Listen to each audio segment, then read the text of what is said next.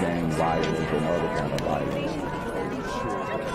Get away! I could be at work, at school, in my car, I can still get shot by the police. But I can get shot anywhere. So it is what it is.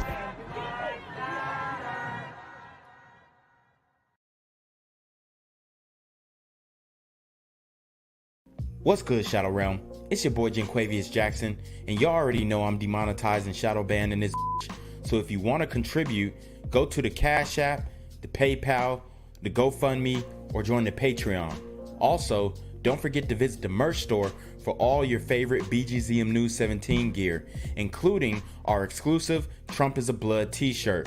Go fast before they sell out. They are already flying off the shelves, no cap. And remember, these super gremlins are on demon time. Yo, what's good, BGZM News 17 family?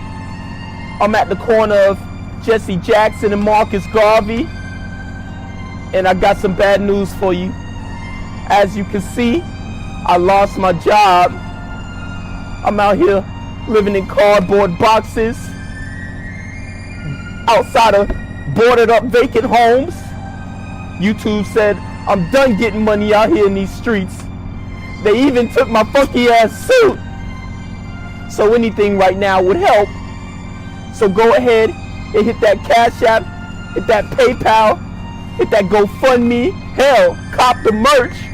Or if you want to make the long-term commitment to the Jenquavius Jackson Fund, join the Patreon so that I can continue to put out top-notch content each and every day.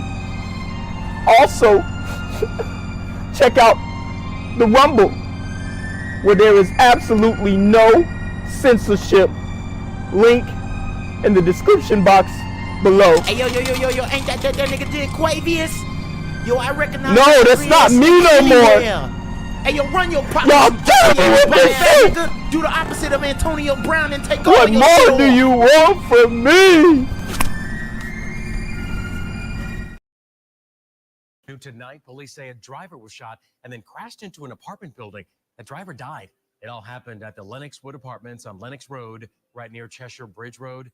Wow, so you can't even drive on Lennox Road. You can't even drive on Lennox Road, man. Atlanta is getting out of control. Imagine that. You driving down the street, you get shot and crash into. Imagine being in those apartments, bro. We spoke to a neighbor who called 911. Well, it was total debris in there. He crashed right into the office, and he was trapped, and he was unresponsive. Police have not said if they've made. Wow. Look at that hole. And the destruction of these shootings, man. I mean, he could have got shot. He crashed into the office, hit one of the property managers or something like that. It could have been a lot worse. Any arrests or if they have any suspects. Go back now to the breaking news in Fulton County, where a driver crashed into an apartment building, leaving a gaping hole where the living room used to be. The crash happened at an apartment complex on Lennox Road, and police tell us the driver had been shot. Fox 5's Christopher King joins us live from the scene. And Christopher, you just got an update on the driver's condition. Yeah, we just got here to the scene just now. We just found out that the driver passed away later after he got to the hospital. Now, take a look at the video we shot earlier. This is some truly remarkable video. A car crashed into a complex. Take a look. There's a big gaping hole there. Police are on scene earlier. Now, police say the victim in this whole altercation was shot and later died at the hospital. I mean, being in a vehicle, being on the street, being at the movie theater. It seems like you can't go anywhere in Atlanta without somebody getting hit up. They've completely destroyed the city of Atlanta, all in a year's span. And 2022 is going to be even worse. We are working to get more information on how this all happened and exactly how this man ended up getting shot, how this all broke out. We are working to get that information. Stay with Fox 5 News.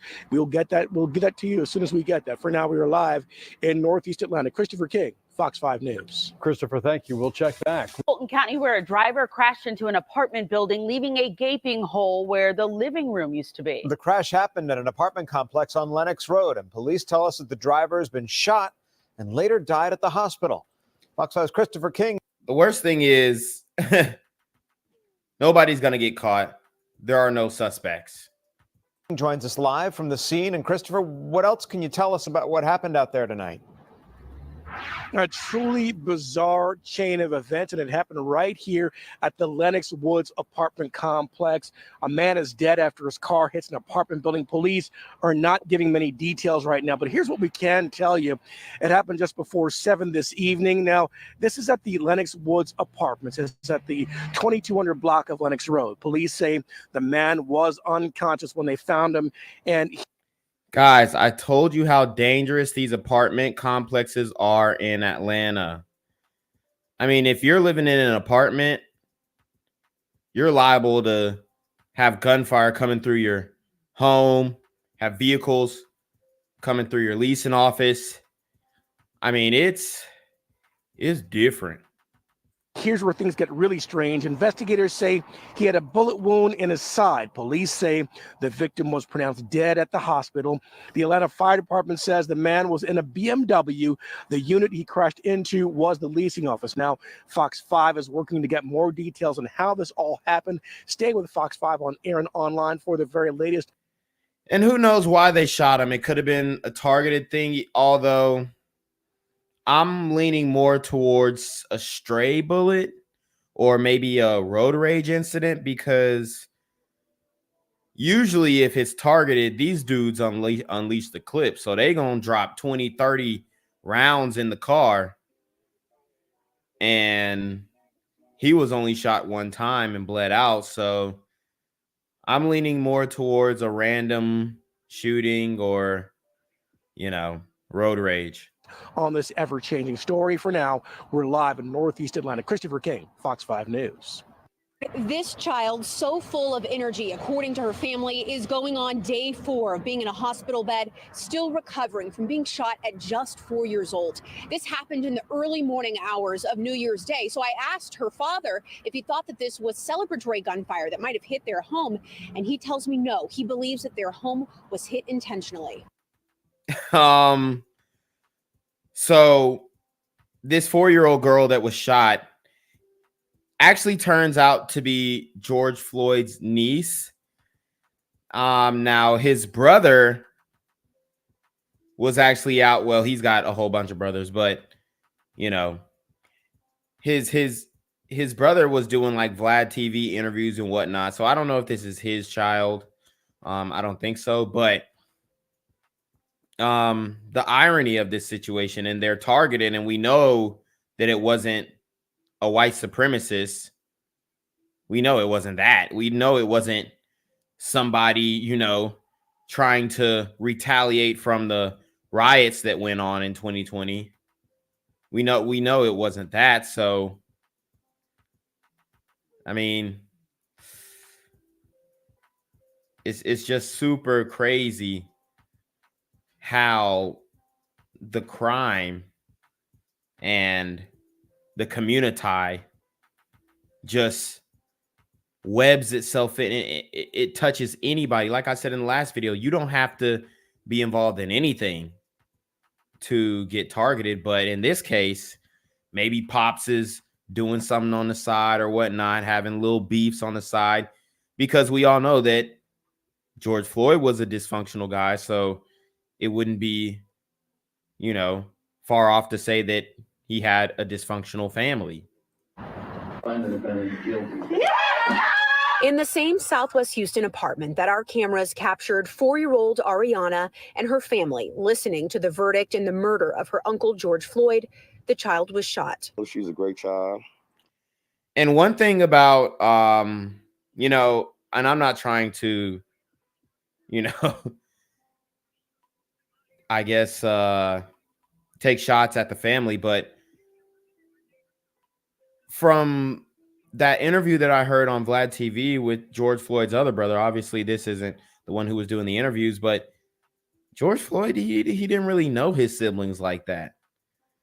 Now, I'm not saying they can't be happy that, you know, Chauvin got convicted and whatnot, but he didn't really know his siblings like that. So, you know, it's just interesting that they're so lit about, like, yay, and throwing parties and stuff for the conviction. And it's like, bro, did y'all really even know, bro, like that? And that wasn't for her. She was covered with angels all around her. Derek Delane says they were asleep around 3 a.m. on Saturday when someone sprayed their two-story apartment with bullets. We got a hit right here, and we got a hit here. The gunfire went in one side and out the back of the first floor, breaking dishes in their cabinet. But far worse, it hit Ariana, who was asleep upstairs. My daughter jumped up and said, "Daddy, I've been hit." And I was shocked until I seen the blood, until I realized that my 4-year-old daughter was really hit. Wow. And that is jarring, to say the least, for any parent to deal with. But guys, like, what type of beef was the pops in? He said that it was intentional. It wasn't no stray stuff. So what you getting into, you know, big dog? What are you involving yourself in some street stuff that's putting your family at risk? And she don't know what's going on. She was asleep. The child was rushed to the hospital where she's had surgery and is still recovering. She suffered a punctured lung and liver and 3 broken ribs. Delane says the only way the shooter could understand the pain he's inflicted on their family is if they have children. She want to be a cheerleader. Hope this don't dance. She want to do everything. So I hope this is going to hinder her in the future. And I think it's not, because I believe in God. And I know he works miracles. Police say at this point they don't have a known motive or suspect in the case. If you know anything, you're asked to call Crime Stoppers at 713-222-10. But first, she stood with her family in the name of racial injustice, and now she's become the victim of violence. The 4-year-old niece of George Floyd was shot on New Year's Day. Right now at 5 o'clock, family members are calling. You know, it's like they're trying to paint it as if she's some activist. Really, she was just following what her parents were doing. Obviously, you know, they were following the case and they were telling her about her uncle and whatnot. But it's just crazy that this could happen to a 4-year-old girl in the community who was linked to the George Floyd situation. And we all know the presence that Black Lives Matter had in those riots. And it really doesn't matter. Okay. And especially if it was targeted, if the guy who shot in the house knew what he was doing, knew the family and all that kind of stuff, like they're saying it was. This is who we have to convince that Black Lives Matter to. Ourselves, people in the community, people around you, brothers, even sisters. Okay? Calling for justice once again. Little Ariana Delano was asleep in her bed, ready to bring in 2022 when a bullet hit her in the stomach. Her family rushed her to the hospital where she remains tonight on a long road to recovery. All this unfolded at the Park Yellowstone apartment homes just south of Old Spanish Trail near 288. KPRC2's Rowan Belogan is joining us there live now. So Rowan, I understand that you spoke with her father. How's she doing tonight? Lauren, Chris, her dad says that she's out of surgery and breathing on her own. Now, inside the apartment complex, along with Ariana, were 4 adults and another child. My daughter would jumped up and say she had been hit, and I seen the blood bleeding, and that's when I grabbed her. Derek Delane says his 4-year-old daughter, Ariana, was shot early New Year's Day as she slept in her bed. Delane said he had just come back in the house from lighting fireworks when the bullets went flying. She wasn't out there, but like the grown folks was outside. They was in the house, sleep, getting ready for bed. So they were shooting fireworks on New Year's Day. It's typical. And maybe one of their neighbors got upset. Maybe one of those guys, he was like, hey, man, y'all too loud. So I'm finna shoot up y'all house. Like, this is what happens in the community, believe it or not. 4-year-old George Floyd's niece. Floyd grew up and was laid to rest in Houston. His arrest and death led to nationwide protests that called for an end to racial inequality and police brutality. The 4-year-old was hit in her bedroom in the 3300 block of Yellowstone Boulevard in Houston's South Side. My girl had to jump in the car and rush her to the hospital. Delane says she underwent surgery for a punctured lung and liver and several broken ribs. Houston police say they don't have a suspect description or motive for the shooting. She hit him very. Hold on. The police don't have a suspect or a motive. Well, then case closed. Shouldn't we defund this investigation?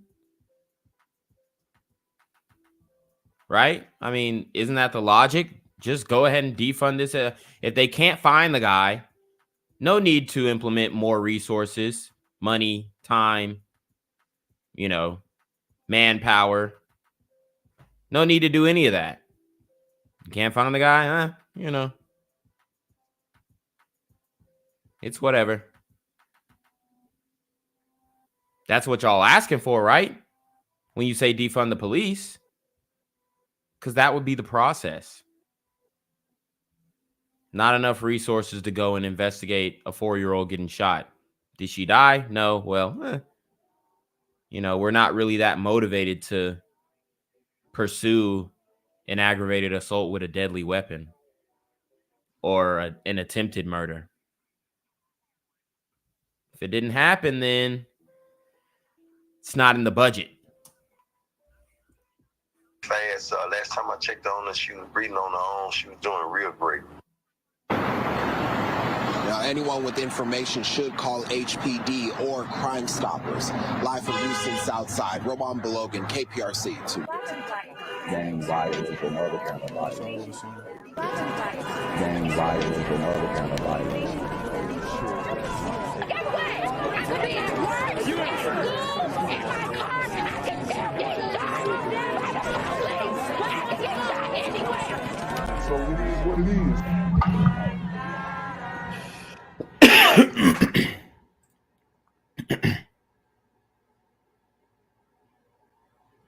What's good, Shadow Realm? It's a Black Gen Z Mindset. Make sure you go ahead and like, comment, share, subscribe. Let's get into the video. All right, guys. So if you have joined this stream, just let me know in the chat real quick. Were you notified of this stream, or were you just scrolling on YouTube, or did you see my Instagram post or my Twitter post? Let me know how you were notified, or if you were even notified at all, about this post and about this live stream. I need to kind of understand where my analytics are coming from so I can adjust and be more effective in my message going further. So, guys, just let me know what you're thinking. So people are getting notified by YouTube. So that's new. But today we are talking about a very sad situation that occurred recently. And I mean, technically it is a mass shooting. You have 2 cops who were shot, a first responder who was shot and killed. So 3 people shot and killed. And then we have the perpetrator who deleted himself. So that's 4 or more shot. So this is technically a mass shooting as well. And we're talking about mass shootings in America. And we all know on this channel, unfortunately, it doesn't bring me joy to say this, but these are just the absolute facts. Black men are the face of mass shootings in America. And it's not even close, and this is what people need to understand. Unless we address this, unless we push the idea of group accountability, unless we push the idea of, even acknowledging that we have this issue, We're not going anywhere, okay? And we have a whole bunch of people talking this blackety black stuff, but they're not addressing this issue. You know? I wonder why. I wonder why. But you know, we're going to talk about it here. We have a man by the name of Shannon Gooden who crashed out, and this is in Hennepin County. So you guys see, I just played the George Floyd video that I made back in 2021, actually. So you guys can go back and watch that, where George Floyd's niece was shot. I think it was in Texas or Atlanta, something like that. But we're back in Hennepin County. Okay. And this is the same place that George Floyd was killed, and his infamous autopsy was done by the Hennepin County morgue. And we have a man who just crashed out, completely just crashed out. This is something that the community is very familiar with. Okay. And what do I mean by crashed out? Well, he ruined his life over nothing. He threw his life away over nothing. He commits damn near mass murder and nothing to show for it, right? He made an irrational decision, an erratic decision, and it cost him his life. The peace of his family, right? The peace of his children. And it's not good, man. So we got to talk about it. I'm going to get into these news stories. Shout out to my guy Ty Sims. Okay, with the $2 Cash App. He says, for the work. Hold on. Hello? Where we at? Oh, you want to know where I'm at? We outside! Yeah, so y'all make sure that y'all go ahead and hit the Cash App and the PayPal and the Super Trap. We have a lot of things going on this channel, okay? We're getting more active with the live streams. I'm bringing more content to you guys. I mean, if you look at my channel right now, I got four premieres that are pending, and I'm going to make 4 more tomorrow. And these are going to be killer episodes, no pun intended. But these are going to be fascinating and jam-packed, action-packed episodes. The first one that I got dropping is about Sonia McKnight, the Pennsylvania magistrate judge, or ex-Pennsylvania magistrate judge, who shot her boyfriend in the face, causing him to go blind in one eye. We also have a second-generation immigrant, who I believe is actually a U.S. citizen, but he was deleted, shot in South Dallas, and his name was Faniel Tesfit. We have a black teacher exposing black 7th graders for not being able to read or identify basic shapes. Yes, you heard me right.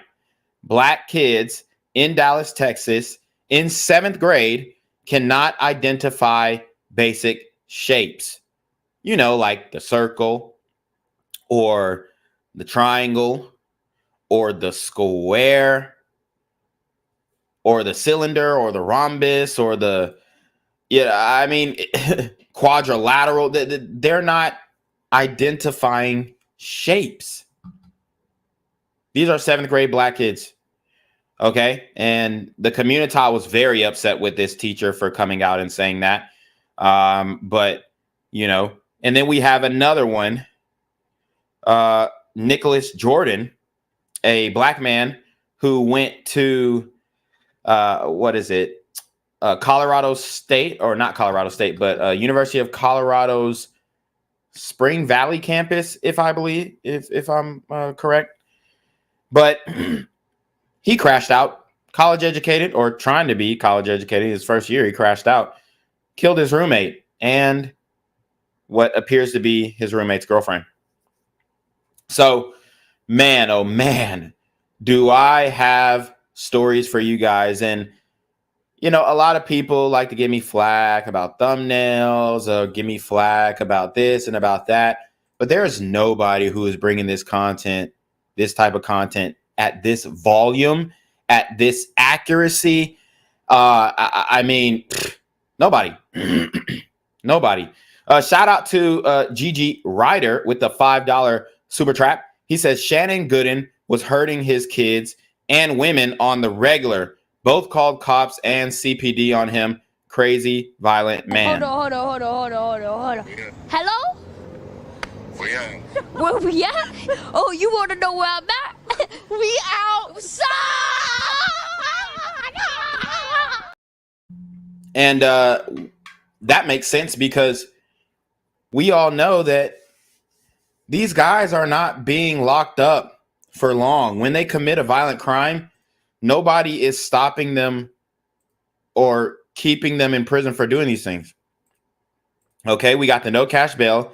We got defund the police. We have all these different factors working against us. We have all these different factors working against us. Okay.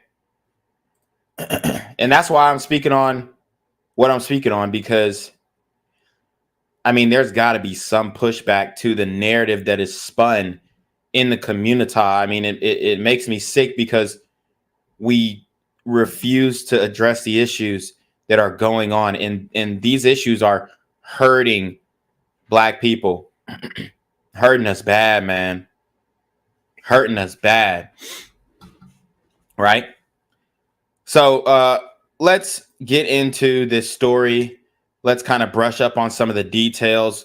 What happened, who this guy was, why he did what he did, who did he affect, how are the families impacted?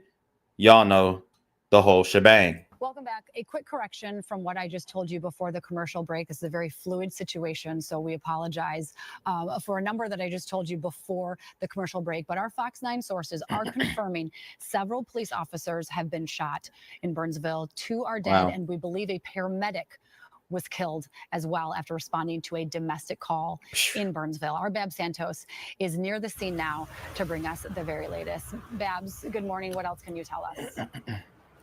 Well, yeah, right now they have us staged quite a ways away from where this actually happened as more and more agencies get here and continue to respond to what is still a very active scene this morning. It sounds like police even plan to move us even further away from where this shooting happened in just a few minutes.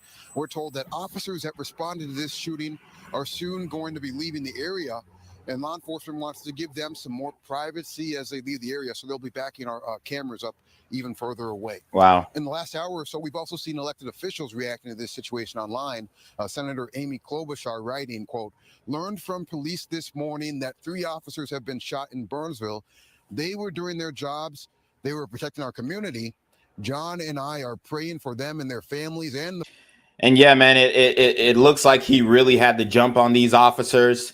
I guess he's shooting from his home in a hostage situation, right? He pinned himself in and he's firing at officers. You know, this is what happens when these super gremlins' backs are against the wall and they don't want to go to jail anymore. They don't want to go back to prison. See that? I wouldn't say that niggas like nowadays fear prison for real. I don't believe that they fear prison. But there are some who have been to prison and they don't want to go back. Like the guys who done hard time, oftentimes whenever they have a police interaction, they're very hostile, very agitated, you know, very much with an attitude like, why you stop me? Like, remember there was a story that came out early, I think later last year. And it was a black man. He got pulled over. This guy had done like 15 years on a crime that he allegedly did not commit. And then he gets pulled over. The officer is basically talking to him calmly, whatever. He gets an attitude with the officer, ends up fighting the officer, puts him in the chokehold, you know, damn near headlock, and the officer ends up shooting him, killing him. And it was kind of a big story in the community. Oh, you know, unarmed black man, da da da da. But the reality was this guy was a criminal, and he allegedly had got, you know, they looked at his case and he allegedly got off. I don't necessarily think that means he didn't do it. I just think that it means that they look back at the evidence and it wasn't enough to convict him for today's standard. And that's what these innocent project type organizations are doing now. And I'm not saying that there aren't people who are falsely incarcerated, but what I'm saying is a lot of these innocent project people are not going after cases where they believe the person is innocent, right? Because everybody in prison going to tell you they're innocent, they ain't do it.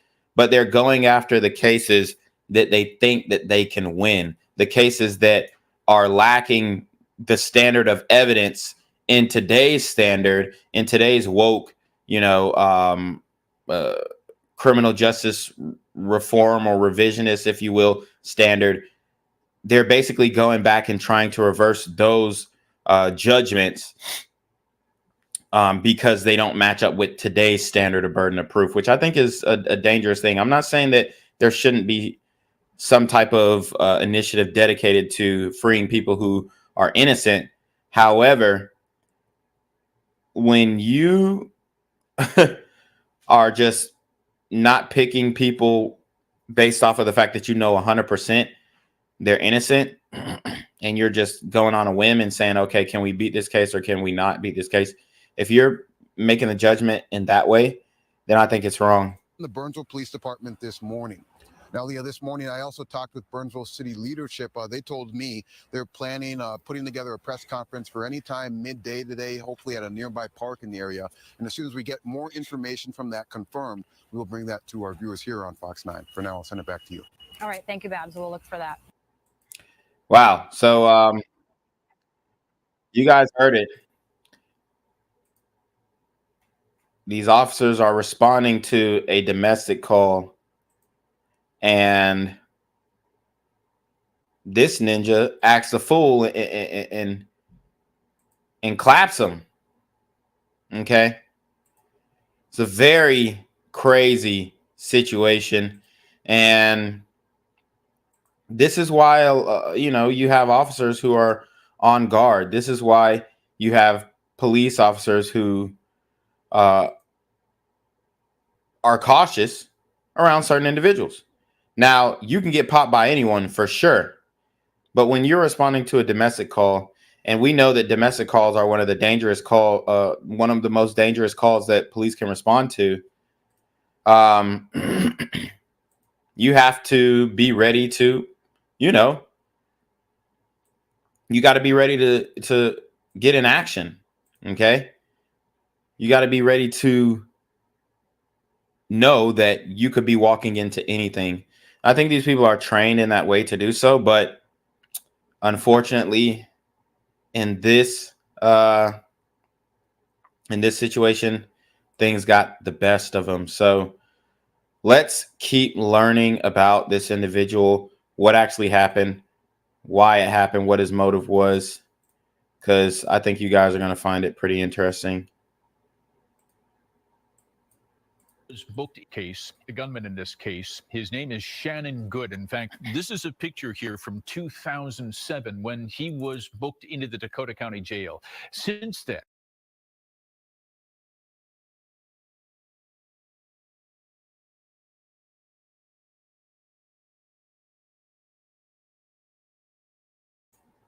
sorry, they were doing them crazy ass pop-ups. Give me 1 second. I don't know why the fuck it did that shit. Weird ass damn pop-ups. But anyways, okay, let's get it. Y'all seen that shit? Fucking McAfee, whatever the hell. I don't know why, but some weird shit be going down when I get on this Fox 9 site. Anyways, Well, now on to the gunman in this case. His name is Shannon Gooden. In fact, this is a picture here from 2007 when he was booked into the Dakota County Jail. Since then, Gooden has been fighting the courts to get back his right to own a gun. Our Paul Bloom has been diving into Gooden's background and joins us from the newsroom. All right, so he was arrested in 2007, and during this time, he was fighting to get his rights back, and maybe he was frustrated with the system. Maybe he was frustrated with the bureaucratic process and how slow moving it was. But this is a perfect example of how the gun laws actually don't work, because he's fighting to get his right to bear arms back, but he still has firearms. So this is a guy who isn't legally allowed to possess a firearm, yet has a firearm in his possession. Certainly among the early questions Governor Tim Walz has is, how did Shannon Gooden get his guns? We found this video of Gooden on his Facebook page. It's about 10 years old, according to the timestamp. Gooden and a buddy appear to be going back and forth with some kind of pellet gun in a garage. Because of an assault conviction, the courts had imposed a lifetime ban on Gooden from ever possessing a firearm. And I think as the state grieves and tries to find answers, and as the families are grieving over the tragedy in Burnsville, it's incumbent upon us to look, are there things that we could have done to prevent this? As Governor Tim Walz and others in authority start asking questions about the circumstances surrounding Sunday's tragic confrontation in Burnsville, we are starting to see the lanes Shannon Gooden went to own firearms. The courts stripped him of those rights following an assault conviction from a 2007 case. He appealed in 2020, asking for his rights to be restored. At that point, Gooden claimed he wanted to protect himself and his family. He'd completed an anger management and parenting course, earned an associate's degree, and boasted about career success as well as finding some life stability with a girlfriend and children. But Dakota County prosecutors fought his efforts and filings, pointing to a pair of protection orders women he had children with applied for, claiming violent abuse. Now, those were never granted, but there were allegations of headbutting and other assaultive behavior. In the end, the judge said no guns, rejecting Gooden's efforts to legally own a firearm. It sounds like this individual was banned from having firearms, so we need to find out, how did they get them? How did they get them, bro? It's called the streets. It's called the streets, man. It's so funny how they like to act clueless. The reason why he was able to get a firearm is because even though you ban firearms, you could make firearms illegal like they are in, many parts of Cali and New York and all this stuff. But people are still going to be able to get their hands on a blicky. Like, it's so crazy. It's like, oh, well, drugs are illegal, but how are they getting their hands on it? Who'd they get it from? I mean, at this point, does it really matter? Because he could have got it from a law-abiding citizen. He could have stole it from somebody. And obviously, I'm being hyperbolic. Yes, I think it does matter. They should trace the guns back and see if they're even tied to any other murders, honestly. But this is a problem that we have in the community. This isn't a gun issue. This is a violence issue when it comes to the community. Obviously, people are going to say mental health issue. I mean, if you cap yourself, definitely you got some mental shit going on. But for him to crash out just because he couldn't legally own a firearm is crazy. But then again, it just goes to show, okay, and I like, obviously I enjoy my right to bear arms and stuff, but if I didn't have the right, which obviously I would never advocate for, but let's just say that I couldn't buy guns anymore. I wouldn't crash out over the fact that I can't cop a gun, right? It's not crash out worthy, but to him, it was. Someone help? Did they do that?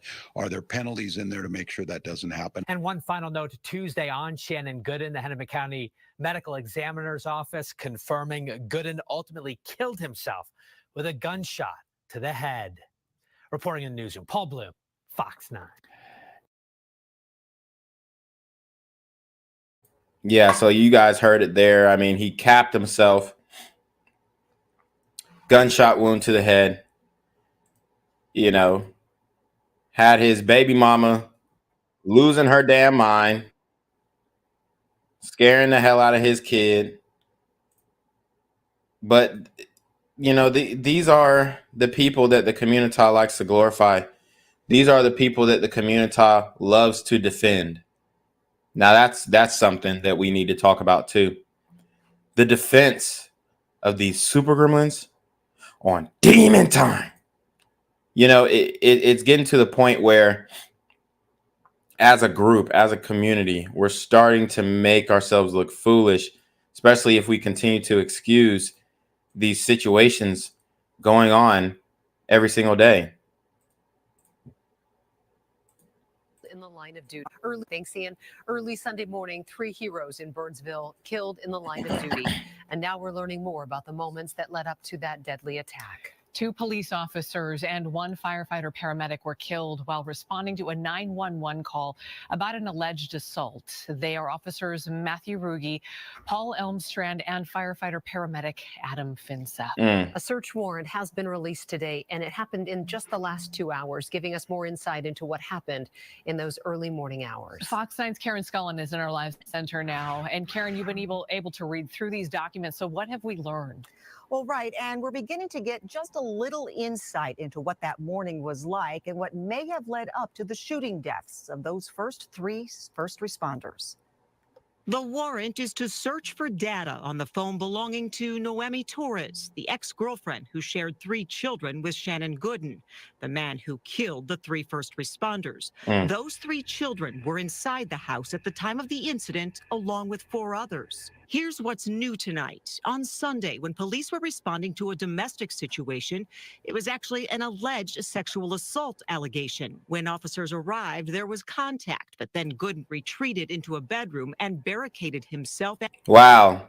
So it looks like he allegedly raped whoever he was dealing with. Then he was confronted by the police and he barricaded himself into the bedroom. And negotiations began, but he did not cooperate. At some point, Gooden opened fire at officers with what's believed to be multiple different firearms, killing the 3 men. Officers returned gunfire, and Gooden retreated into the bedroom. Law enforcement sent in a drone and found Gooden deceased from an apparent self-inflicted gunshot wound to the head. Wow. I mean, this guy completely crashed out. Okay. And you have the community trying to defend these actions. Oh, he a real one. He said he wasn't going out without a fight. Like, all of that is ridiculous. And that line of thinking is what got us to this point in the first place. Now, there are some videos of this guy, you know, horsing around and, you know, just doing stupid shit with his friend that is now going viral because he spoke about shooting white people specifically. And a lot of people are clinging on to these words because now it almost seems like a warning video. Okay. But these types of videos, these types of actions, these types of threats toward white people are not being taken as seriously as if the roles were reversed. And they need to be, right? Just as serious as they, you know, are taking this white supremacist situation. Y'all seen the fake white supremacists who were marching in Tennessee last week. The fake white supremacists. I mean, dude, obviously a Fed operation that we were looking at there, but they're trying to sell us on the white supremacist thing before the election. And like I said, I'm not saying that there aren't white supremacists out there. Obviously, we've reviewed some of those situations on this channel, but I believe this situation in the community is more immediate, more dire, and needs to be looked at more thoroughly. And maybe we can get somewhere in the future, but right now, nothing's being done. Nobody's being warned that there has been a switch. There's been a switch that was flipped on, I believe, in 2020 after the George Floyd situation. And the community has never been the same since. And I don't know if we ever will recover from what happened in 2020 and how cities were destroyed and rule of law was abandoned, all in the, you know, in the I guess intention of soothing or massaging the quote unquote pains coming from the community after the George Floyd video. And honestly, we all realize that everyone ended up getting scammed at the end of the day. And it just normalized looting. Like, the looting hasn't stopped since the George Floyd situation. And now you have black people in the community saying that, hey, man, we have a right to loot because it's our reparations. So we have so many different issues overlapping, conflating with one another. And we're just overlooking this blatant and obvious issue that we've had for a long time, but specifically, you know, have overlooked in the community. Especially interesting is that the document notes that the last communication between Torres and Gooden was between February 12th and the 13th. Investigators want those text messages as they believe it will help them understand Gooden's mindset. Now, there have been several custody hearings or documents filed between last week and even this week between Torres and Gooden. It's not clear yet what exactly transpired as of late in that case. In the newsroom, Karen Scullin, Fox 9. All right, thanks, Karen. So obviously there was a dispute about custody. You know, a dispute about, I guess, hell, the nigga was trying to take pussy. And he was trying to fuck the girl, and she didn't want to. It's just all bad. It's just all bad. It almost reminds me of the, y'all remember Jacob Blake? It reminds me of that situation because he actually sexually assaulted his girlfriend, then got to fighting with the cops instead. He didn't shoot it out with them, but he sexually assaulted his girl and then got to fighting with the cops, and then they shot his ass up. They shot his ass up. And apparently he was reaching for a knife in the car, all this kind of stuff. But it kind of reminds me of that situation, except Jacob Blake did not kill himself, and he lived to tell the story and I guess sue the city even. But that's pretty much what's going down here, where you have a guy who's out of control, abusing his woman, baby mama potentially, trying to intercourseally assault her. And there you have it. Okay. So let's get to more of the reaction of the people, the locals. Hurts a lot. I think it's important that we show support for the family and for all the police departments, fire departments. The Burnsville community continues to rally around the families of fallen officers Paul Elmstrand, Matthew Ruge, and firefighter paramedic Adam Finseth. The three first responders were killed in the line of duty on Sunday. Tributes and vigils continue to be held in their honor. Our Bill Keller is live in Burnsville with what is happening today. Bill, good morning. Good morning, Tom and Alex. In fact, there will be a vigil held tonight in Wabasha to honor Officer Matthew Ruge, who graduated from Wabasha Kellogg High School in 2015. That's Squad 15, his vehicle behind me, now the centerpiece of a memorial to the slain officer. The 27-year-old worked as a crisis negotiator. He was the first officer killed during Sunday morning's shootout. Damn, and that sucks. He worked as a crisis negotiator, so he had multiple skills in de-escalation.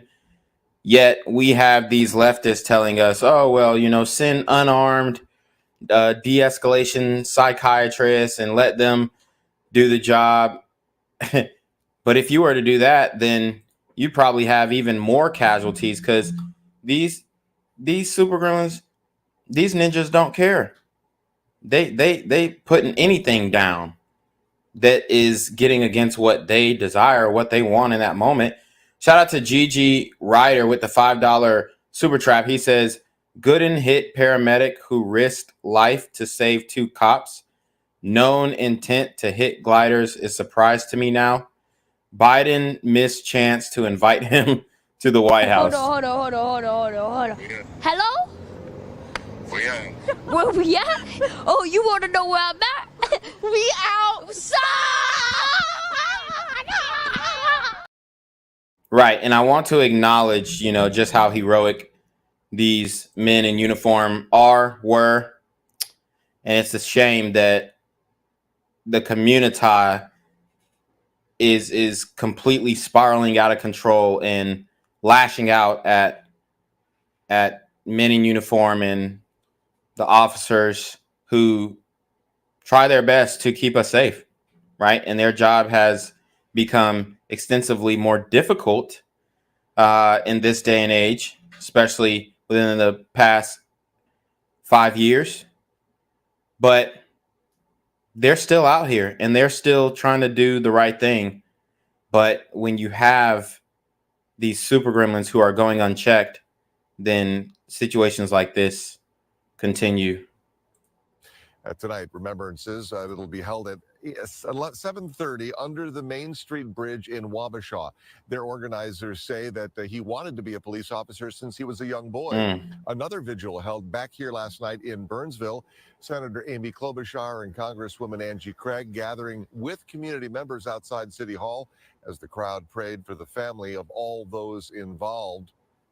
Earlier in the day, hundreds of people lined the route between Minnetonka and Jordan as a solemn procession carried the bodies of officers Matthew Ruge and Paul Elmstrand to a funeral home where they joined firefighter paramedic Adam Finseth, who received a similar honor Monday afternoon. Adam's longtime friends remembering the 40-year-old as both. Shout out to IRS with the $3 super trap. Oh, say less. Appreciate your contribution to the show, bro. A hero in life and death. I know he had a sense of purpose, you know, sense of service that he wanted to do because he just loved people, loved helping people. And I think that's why he chose the, you know, field that he was in. Yeah, and with so much focus on the emergency vehicles of these 3 slain first responders, what you do not notice, Tom and Alex, are the squad cars, like that Dakota County Sheriff's Deputy vehicle from police departments across the metro who are now covering all of those Burnsville officers' shifts as they grieve the loss of their co-workers. Meanwhile, funeral plans have yet to be announced. Back to you. Okay. Thank you, Bill. Thanks, Bill. We have extensive coverage of this case on our website. All right, so let's get the perspective of the ex-girlfriend here, okay? Because she is going to describe exactly how she was feeling during this situation here. All right. Let me go ahead and show it. All right, let's go. Joining us, we can now confirm the gunman in the deadly standoff in Burnsville died by suicide. This is his official medical examiner's report. It just came into the newsroom here within the past hour. Now, the report says he shot himself after killing officers Paul Elmstrand and Matthew Ruge and firefighter Adam Finseth. Wow. Our photographer is live at the medical examiner's office in Minnetonka right now, where first responders have been standing guard over their fallen brothers for nearly 36 hours now. In the last 12 hours, the BCA confirmed the suspected gunman was 38-year-old Shannon Gooden. Despite multiple guns found at the home, court documents show Gooden was not allowed to have them because of a felony conviction. So, Michelle, you've spent the last few hours piecing together what happened inside of that home moments before the deadly shootings. What have you found out? Yeah, Jason, and you're about to hear some really disturbing, some scary details about how Gooden interacted with the children. Remember, there were a total of Oh, wow. 7 children in that home during that deadly stay. 7 children in the home. What the hell? What? This is, I mean, who would leave their children in this man's possession? I don't know. I'm sure that some of them were his, but wow, 7 kids. Standoff with police. Gooden's girlfriend, we know, called 911 to report child abuse, and that's why officers went to their home in the first place. Meanwhile, So the girlfriend called 911 to report child abuse, which is the right thing, right? If you see a child being abused. I wonder what he was doing in particular, specifically. I guess we won't get those details, but man, I mean that's horrible. his ex-girlfriend tells us about their abusive relationship, that Gooden would threaten to shoot police to prevent her from calling for help. As the medical examiner has now confirmed, Gooden killed himself. Wow. And with 3 of her kids inside that home, Gooden's ex-girlfriend later heard from her 14-year-old daughter how close she was to dying.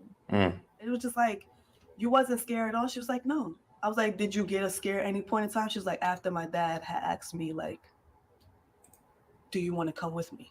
And I was just like, wow. And when he said come with, does that mean come with to die? Yeah. Damn. So he was trying to go out with the whole fam. I mean, these guys are sick, demented. There's evil in these super gremlins' hearts. And that is something that we don't call out enough. Just saying, hey, man, these guys are straight up evil. These people are straight up super gremlins on demon time. Yeah. Yeah, truly shocking what she said right there. And you can imagine there's going to be a lot of trauma in the aftermath for that one family, that mother you just heard from. She says she'll be really focusing, prioritizing her kids' mental health. And yes, she acknowledges that's going to take a lot of time. And as you look behind me, the memorial only continues to grow. Even as in these early hours of this morning, we saw more law enforcement come out here, pay their respects, spend a little bit of time out here. But even for them too, this whole community dealing with the loss of 3 first responders for them, Jason, it's going to take a lot of time. Yeah, that soundbite from that mother just gives you chills. What a horrible thing for those kids to witness. Michelle, thank you. Yeah, so that is a horrible thing for children to witness. And it shouldn't be that way. But I'm telling you guys right now, this is how, unfortunately, a lot of these super gremlins are reacting nowadays. I don't know what it is, something in the water, but these situations are happening more and more often. We know that domestic violence ramped up. It ramped up during the pandemonium, and it never really calmed down. It never really came to cool heads. So we still see these internal conflicts within the home, especially within Black homes, because everybody got a smart mouth in the community. Everybody know how to go back and forth. Everybody know how to joan. Ain't nobody finna let somebody else get the better of them or get the last word. Or so you have these heads that are butting, and obviously this guy was a bad guy, period, point blank. But man, it's just shocking that if he wanted to go out by himself, why he would just choose to delete these other officers. And obviously he told the girl, hey, when I call the police, or if you call the police, I'm gonna shoot the officers. I wonder if when she called the police, did she tell them that he was ready to crash out? Because maybe that's a detail that she probably should have mentioned beforehand. I don't know how that call went, how the officers were notified of the current situation, but maybe it would have helped if she would have said, hey, man, this guy is off his rocker. He's dangerous. He has weapons. He's about to crash out. Get here as quick as you can. Solemn tribute today outside of Burnsville City Hall. Flags here and across the state are flying at half-staff to honor 3 fallen first responders. These are the 3 who lost their lives, officers Matthew Ruge and Paul Elmstrand, and firefighter Adam Finseth. Here's new video of a moving tribute to Finseth. Fire trucks and police officers guided his hearse from Minnetonka down Highway 169 to Jordan. Officer Adam Medlicott was also shot. He was in the hospital, but is now recovering at home. The shooting yesterday morning has saddened and shocked the state. Tributes continue to pour in today. State investigators are also looking to gather clues. You can see the evidence markers outside of the home where the shooting took place.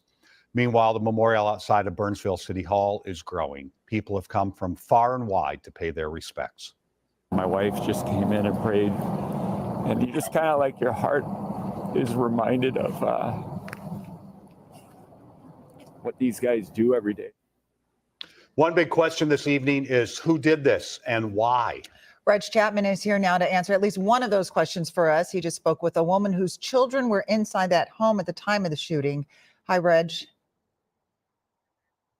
Hey, Amelia, within the past hour, the Minnesota Bureau of Criminal Apprehension confirmed that 38-year-old Shannon Gooden was the gunman. We also just spoke to the mother of 3 of his children who were inside this now boarded up home when the shooting started. Here's what her 12-year-old daughter lived through. She actually was in the bedroom with her dad the whole entire time. She said she tried to run in the bathroom to, I guess, get away from the chaos that's going on.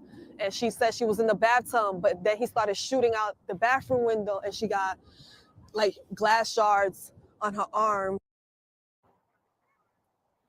The first responders were answering a call for help from inside the home. When they arrived, they were met with bullets from Gooden. Our property records show. And just for the record, this is the old baby mama, right? So this woman is the old baby mama. This wasn't the woman who was actually in the home who called the police. So, I mean, this guy, obviously, he was thug maxed out, but he didn't have no problem getting women pregnant. It's crazy. She actually was in the bedroom with her dad the whole entire time. She said she tried to run in the bathroom to, I guess, get away from the chaos that's going on. And she said she was in the bathtub, but then he started shooting out the bathroom window and she got glass shards on her arm. The first responders were answering a call for help from inside the home. When they arrived, they were met with bullets from Gooden. Our property records show Shannon Gooden was renting a home first responders showed up at. Court records show Gooden was convicted of disorderly conduct in 2004 and 2005.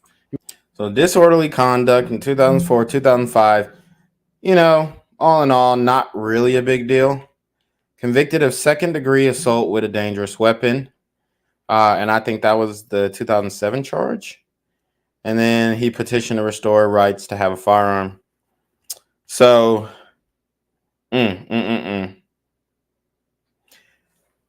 ever since he committed that assault with a dangerous weapon, seems like he's been frustrated that he still was not able to restore his firearm rights. And I don't think that was necessarily the reason why he ended up crashing out, but it's a factor. He was also convicted of second-degree assault with a dangerous weapon in 2007. Gooden petitioned the court in 2020 for restoration of his rights to have a firearm. The petition said Mr. Gooden has taken significant steps to prove his value as a productive and law-abiding citizen.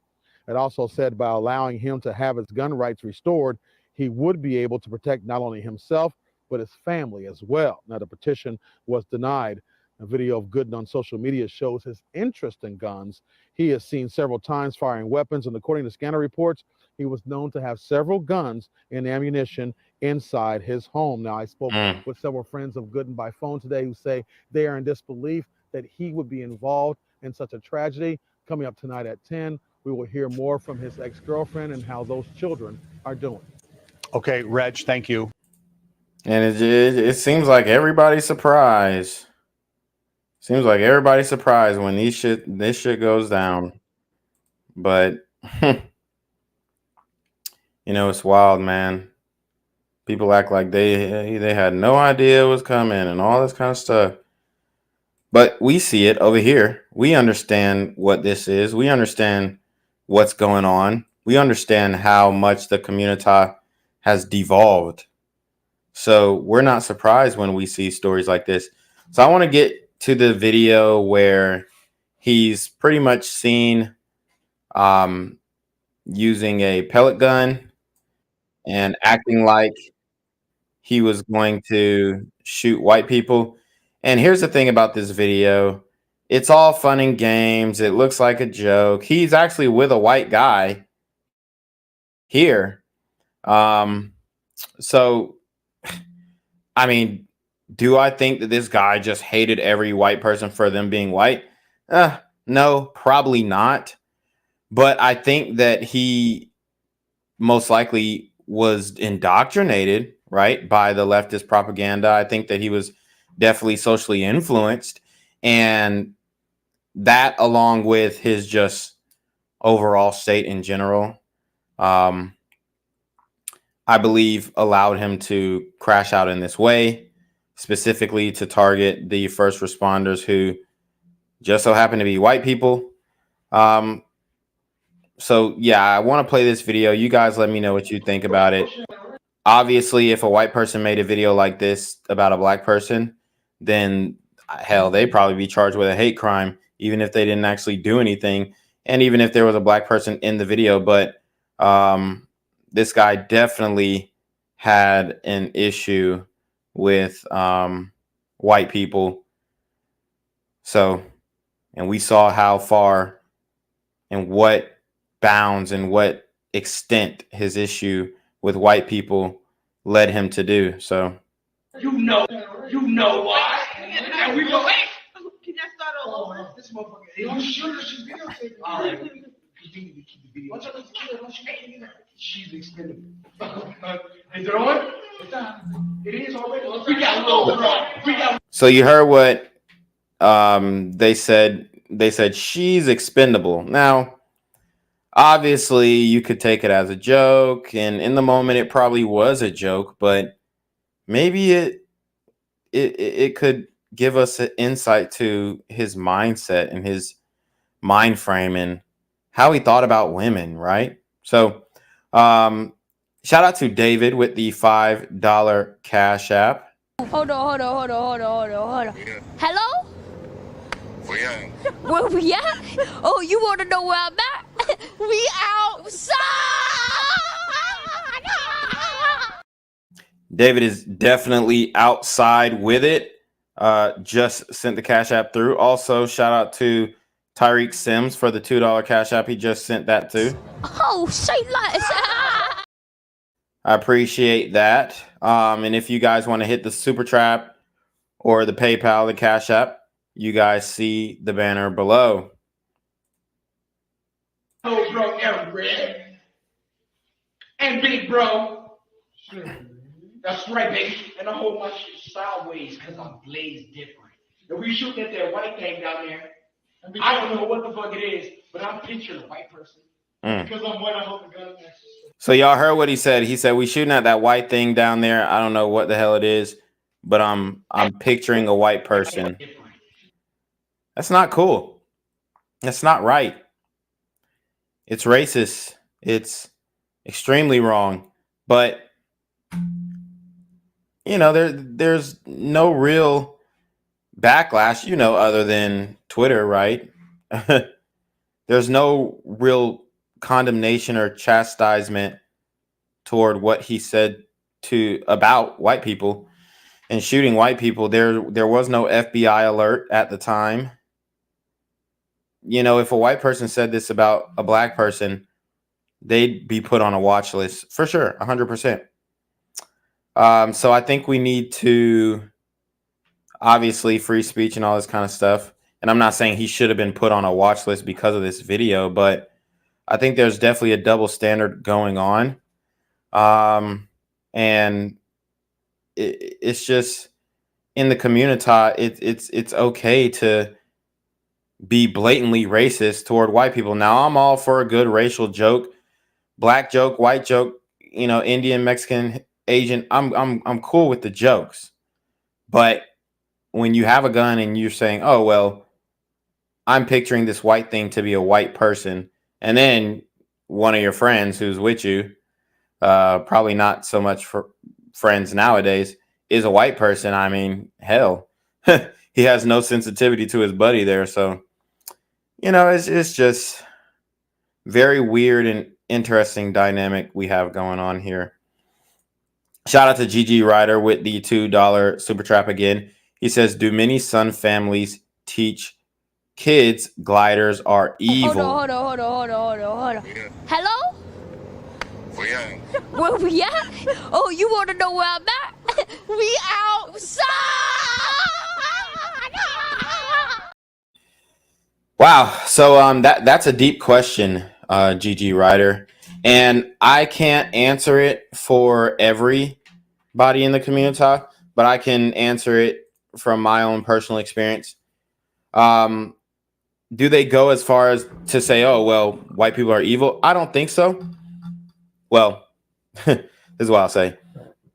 We all hear Charlemagne even used to say this on the Breakfast Club, white devil shit, da da da. So yeah, maybe, yeah, honestly.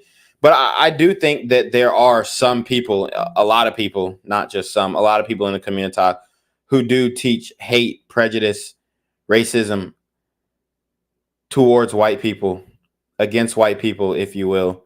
For sure, it happens in the community. I mean, you see it in the comments section.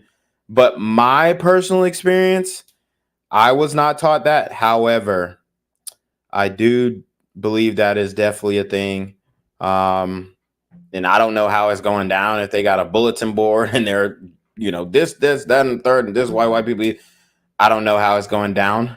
But I think what happens is you have black men and women who just have animosity toward white people. And most of this anger is because of their own life situation. A lot of times has nothing to do with white people. A white person never did anything to them.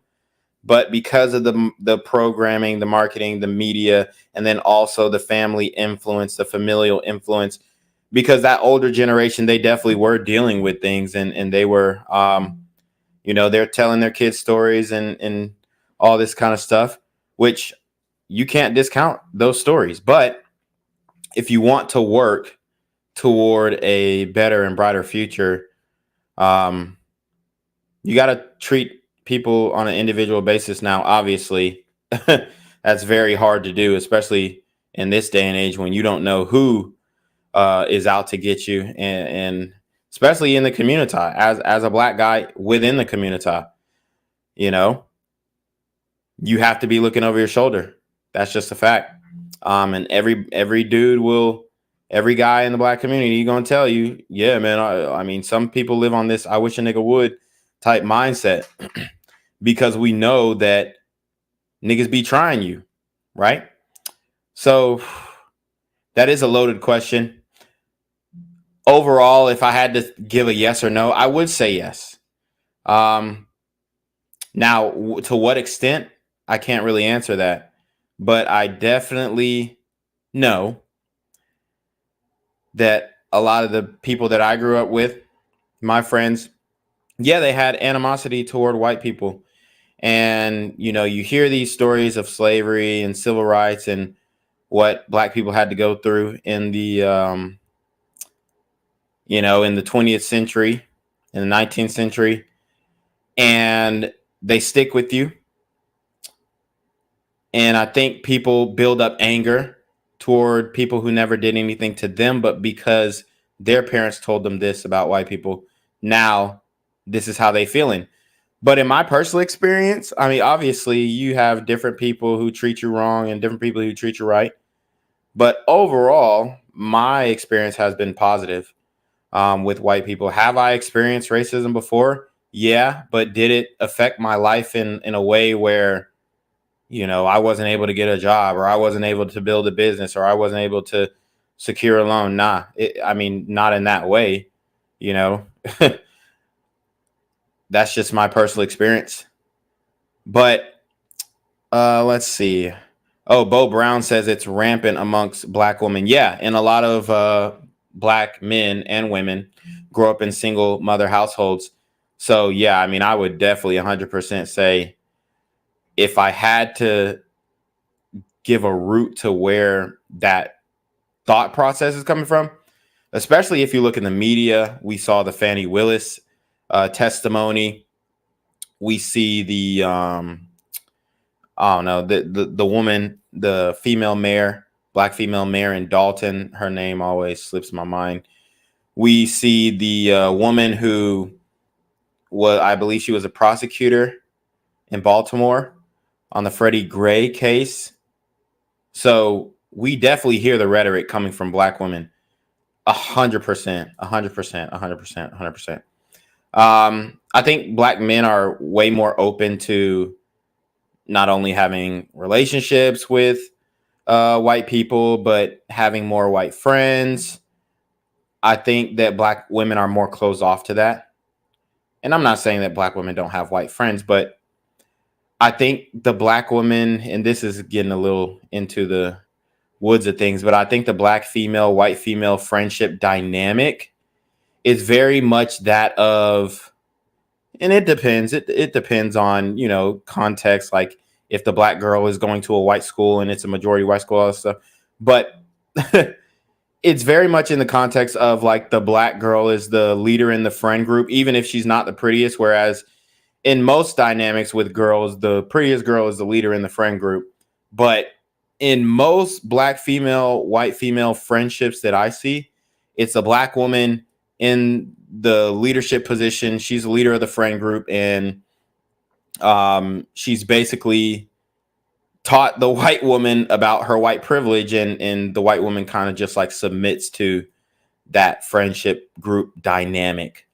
Maybe I'm making shit up, right? Maybe I'm off the mark, but this is just from my point of view how I observe it. So let's keep going. If we shoot at that white thing down there, I don't know what the fuck it is, but I'm picturing a white person. And because I'm white, I hold the gun next to So you see the white guy, he's even making fun of himself, which I think is, you know, a little self-deprecation is healthy. He says, yeah, you see, I'm the white guy. I'm holding the gun straight. He's basically saying that he's going to do things the right way. He's going to do things the proper way. And that made the black guy just bust out laughing. That made Shannon Gooden just die laughing because he's like, yeah, niggas, we going to hold the gun all types of different ways. And I've showed you guys pictures and images and videos. Hell, my commercial, if you guys don't remember, my commercial is a video of showing how reckless and irresponsible a lot of young black men are when it comes to firearms and firearm safety. So you see the white man, he says, yeah, I'm going to hold the gun extra straight. And that just made the black guy die laughing, right? Because in his mind, I'm going to hold it the swag way. I'm going to hold it sideways, or I'm going to hold it, you know, in my pants, or, you know, I mean, even one of the Kansas City mass shooters had an assault rifle or whatever the fuck in his pants, and he's running with the shit in his pants, like as if it was small enough to fit in his pants like a pistol. It's crazy. Here, my nigga, he holds his gun like this. But I'm a brother. What are you guys doing today?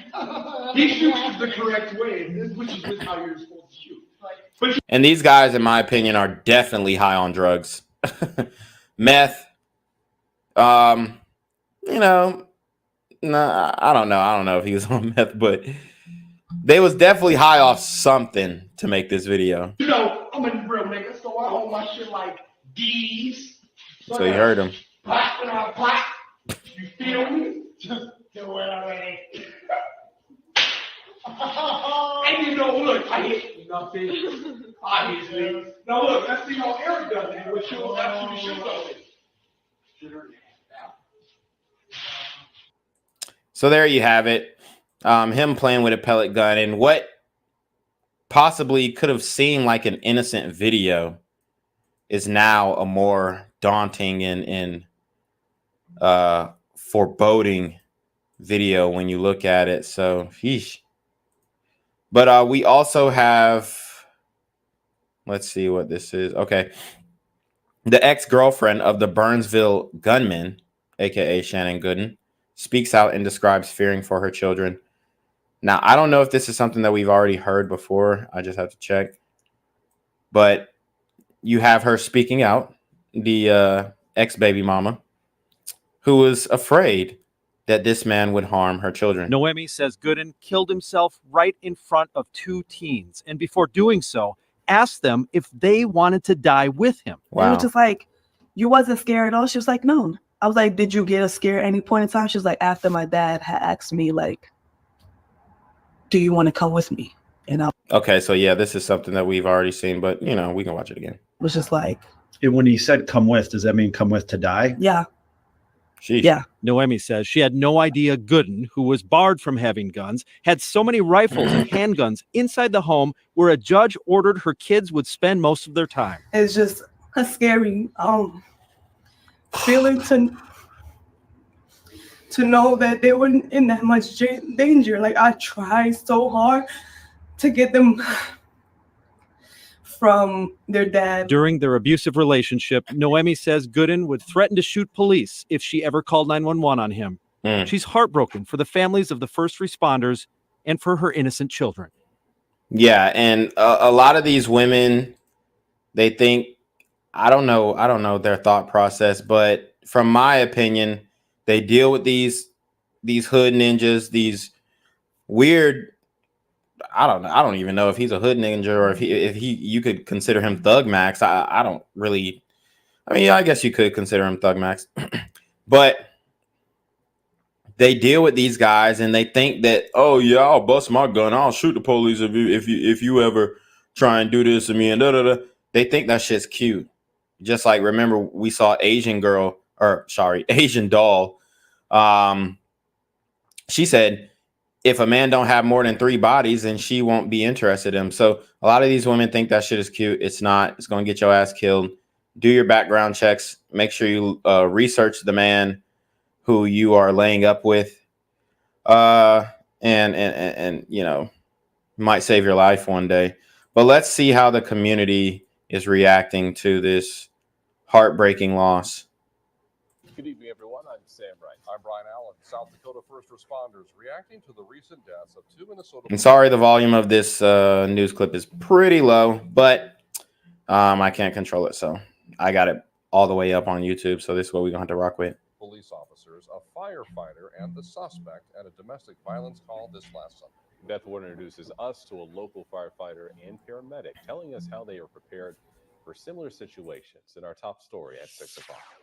The news of a first responder losing their life on a call can feel like a gut punch. It certainly hits home for us as first responders, and we share that grief that community is experiencing as well.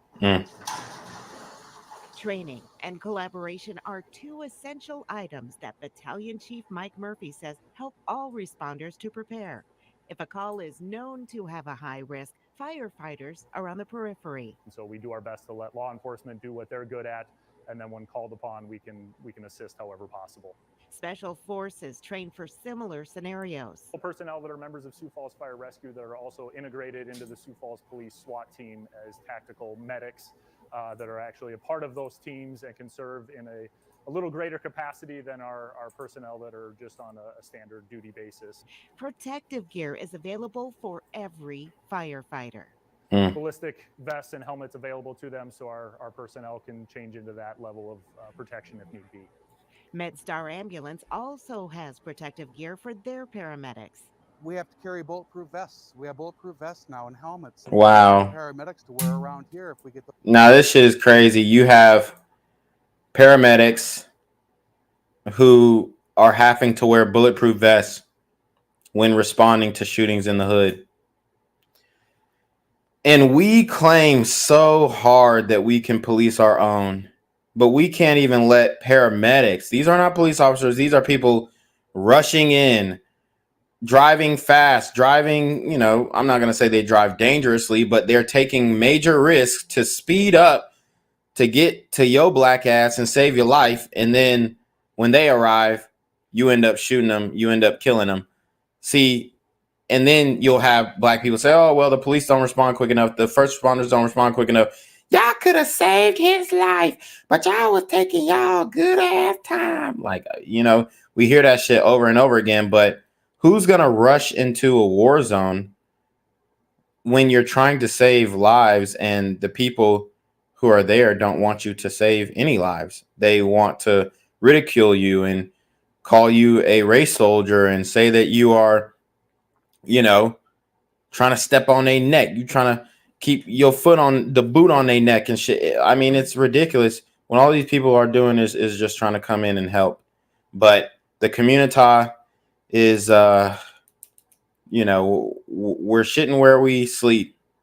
We're destroying every institution that we need to uplift ourselves from the current state that we're in now.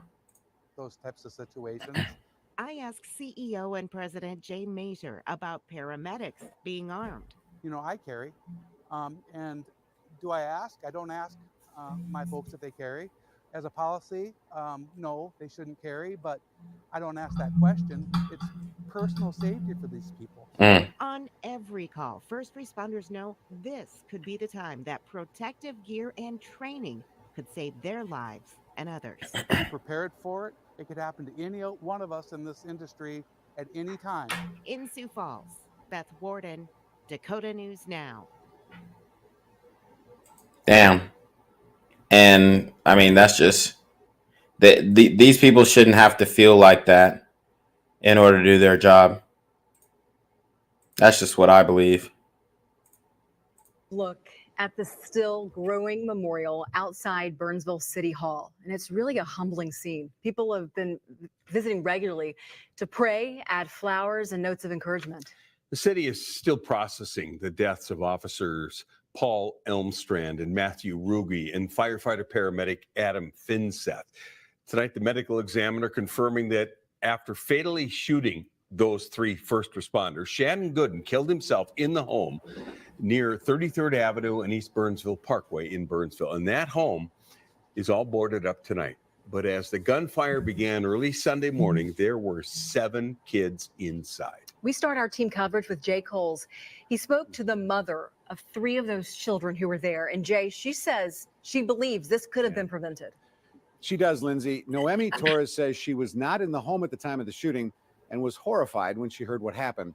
Tonight, she expresses sympathies for the families of the 2 police officers and firefighter paramedic who investigators say were killed by her former boyfriend. Wow.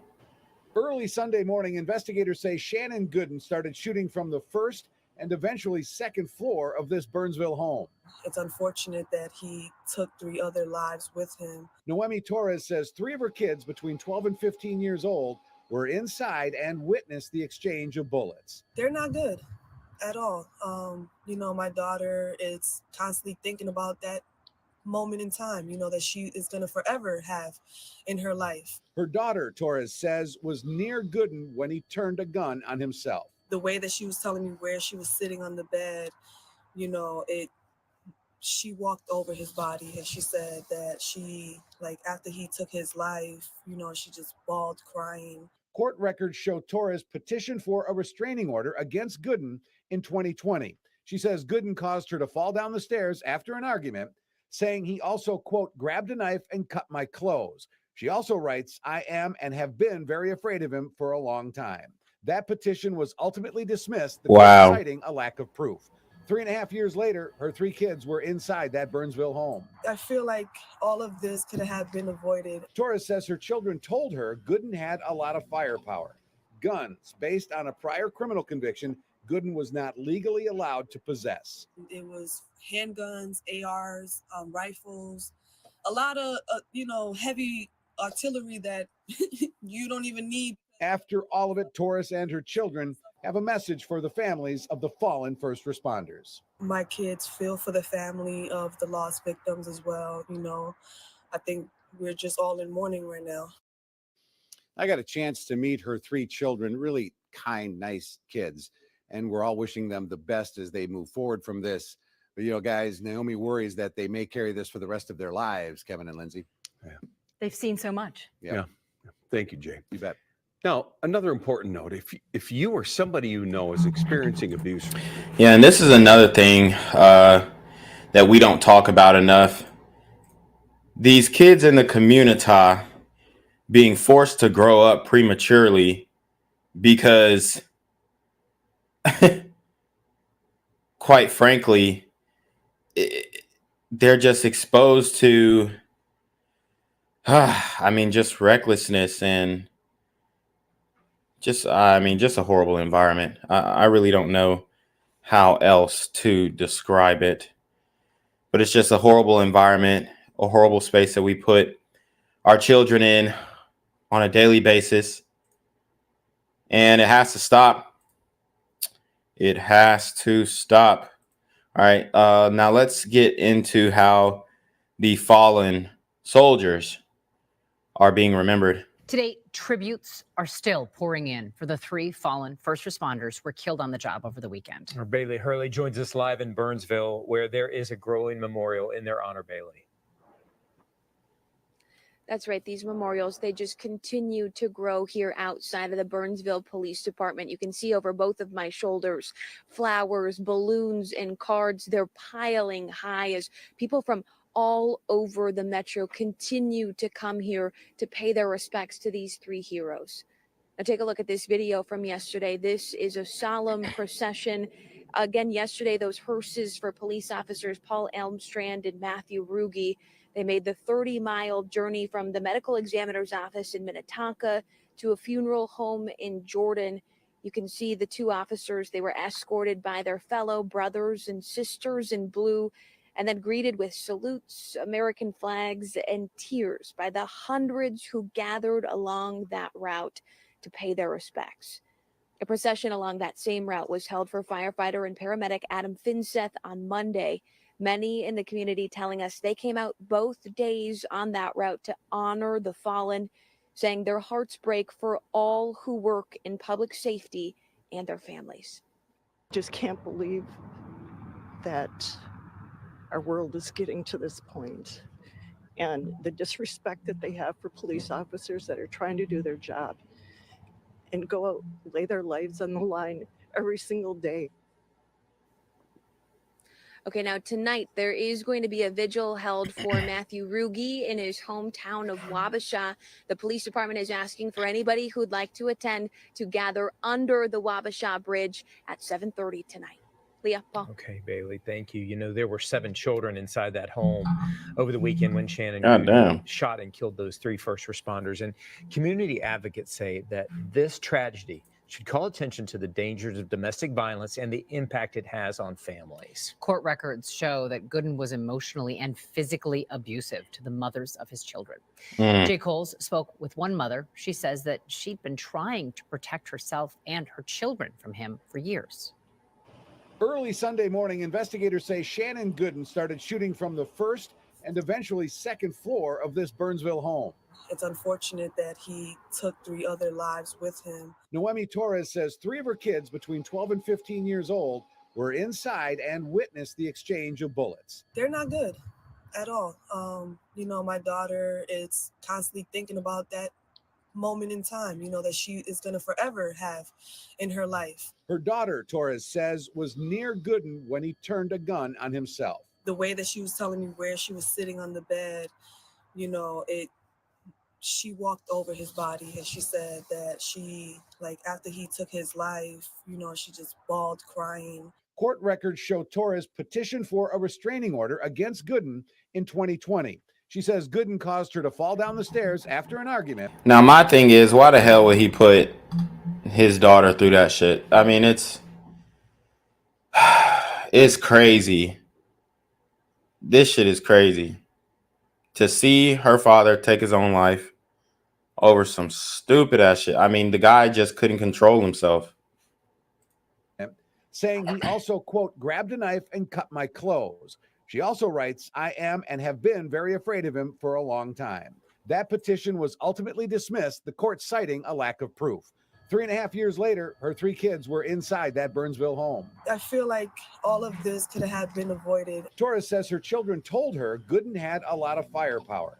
Guns based on a prior criminal conviction Gooden was not legally allowed to possess. It was handguns, ARs, rifles, a lot of, heavy artillery that you don't even need. After all of it, Torres and her children have a message for the families of the fallen first responders. My kids feel for the family of the lost victims as well. I think we're just all in mourning right now. Jay Coles, 5 Eyewitness News. And Noemi tells us that she's worried her kids will carry this tragedy with them for the rest of their lives.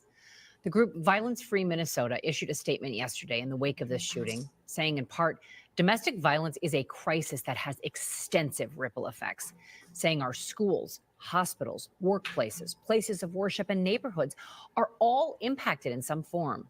The families of the first responders and the families of the women and the children are all affected. The circle of impact caused by domestic violence touches everyone. It is a through line across our communities. Yeah, it affects everyone, but it affects the Black community at the highest rate. Okay? At the highest rate. I believe something like Black women are 5 times more likely to experience domestic violence than any other race. So when it comes to the violence, this is a community issue. Like I continue to say, and I continue to preach on this channel. Okay? It's a community issue. Something that we got to take care of quickly, with starting off with group accountability. And I think that is definitely necessary to make the important steps that we need forward. The support for the fallen first responders has been, in a word, overwhelming, from people standing alongside the roadways and highways like you just saw to pay their respects during the processions, to bringing food, flowers, letters to Burnsville City Hall, all of them trying to make sure that the families of these fallen officers and everyone in that community knows that they have the support of their community. Kent, you've been at City Hall most of the day in Burnsville. What have you been seeing and hearing? Well, just an incredible outpouring of support, Jana. The 3 vehicles behind me, there's 2 I think that you can see, are just overflowing with tributes. This memorial here with a vigil last night at 6:30. And ever since then, the community has really kept vigil here, streaming through. I talked to many people throughout the day, and I can tell you their motivations for coming may have differed, but they shared a common grief and gratitude. People traveled from across the region to deliver flowers and tributes in Burnsville on Monday, but many didn't have to look far for inspiration. My son is a Shakopee police officer, so these sort of tragedies in our community really hit close to home. Kate McCartan says her son is also just 1 year younger than Burnsville officers Paul Emstrand and Matthew Ruge. They all feel so young. They put their life on the line every day. And I'm sure every day they go to work expecting to come home, knowing there's a possibility that they won't. They run into danger and everybody's running out. And when we call, they come as fast as they can. Raphael Harden came from Richfield just as a large gathering of Burnsville officers and their families gathered outside. Thank you for your family service. So as our cameras kept distance, Thank you. We appreciate everything you guys do. she and many others stepped forward. It's the right thing to do. Unfortunately, it's something she's done all too often. In addition to attending yesterday's procession, she's also delivered flowers to memorials of several of the 9 first responders killed in our state or region in the past year. It's too many. And it's like, we shouldn't be here. This shouldn't be here. Meanwhile, local EMTs couldn't fathom being here. It's all hands on deck. We are covering another city's territory while that city covers Burnsville to help out. Burnsville needs time, and we're going to give them as much resources as we can. Ariel Davis didn't know firefighter and paramedic Adam Finseth personally, but it's really close to home. She says his death is personal. Like, it's people that do what we do, and it's people we interact with on a daily basis, and it's until it actually happens, it's like it could happen at any time. It's so sad. But that sadness won't stop her or anyone else here from offering their support. I'm so proud of my son. I can't let that get in the way of the good he's trying to do. So I'm just proud of him. You know, I went to bed last night thinking there's a mom just like me who went to bed last night without her sons. So my heart goes out to them. And tonight, they simply hope their love also hits close to home. They appreciate it. We all do. Thank you. So obviously, these officers made a huge impact in their communities. First responders made a huge impact in their communities. As you can see, the memorials building up, piling up. They were loved. They had families. They had people who cared about them. And to be taken out in this way by this super gremlin on demon time is extremely tragic. At this point, I really don't understand how we can come back from all of this. Right? I don't understand it. I think it's possible, but I just don't understand the path forward. A lot of damage has been done. I don't think that it's getting enough attention, but I think people are starting to understand and know and notice these things. And you know, the community, we need to straighten up our act real quick, because like I said, there will be a backlash, and I'm not encouraging this, but there will be. And we've seen instances of it before. And this is not something that we want to happen as a group, as a whole. It's something that is going to happen if we continue to live the way that we are living and do the things that we're doing and move the way that we're moving, right? It's crazy.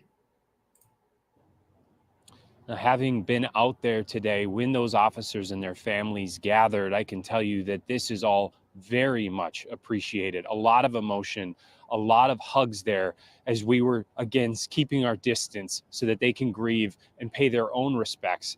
We've heard from a lot of people coming up to us today, asking us what they can do and how long this vigil might be going or when other events might be going on. For now, all we can tell you is that we will pass along what we have when we have it. They're also doing a good job of updating the community on their own page through the city. We of course, have a link to that on our website, care11.com.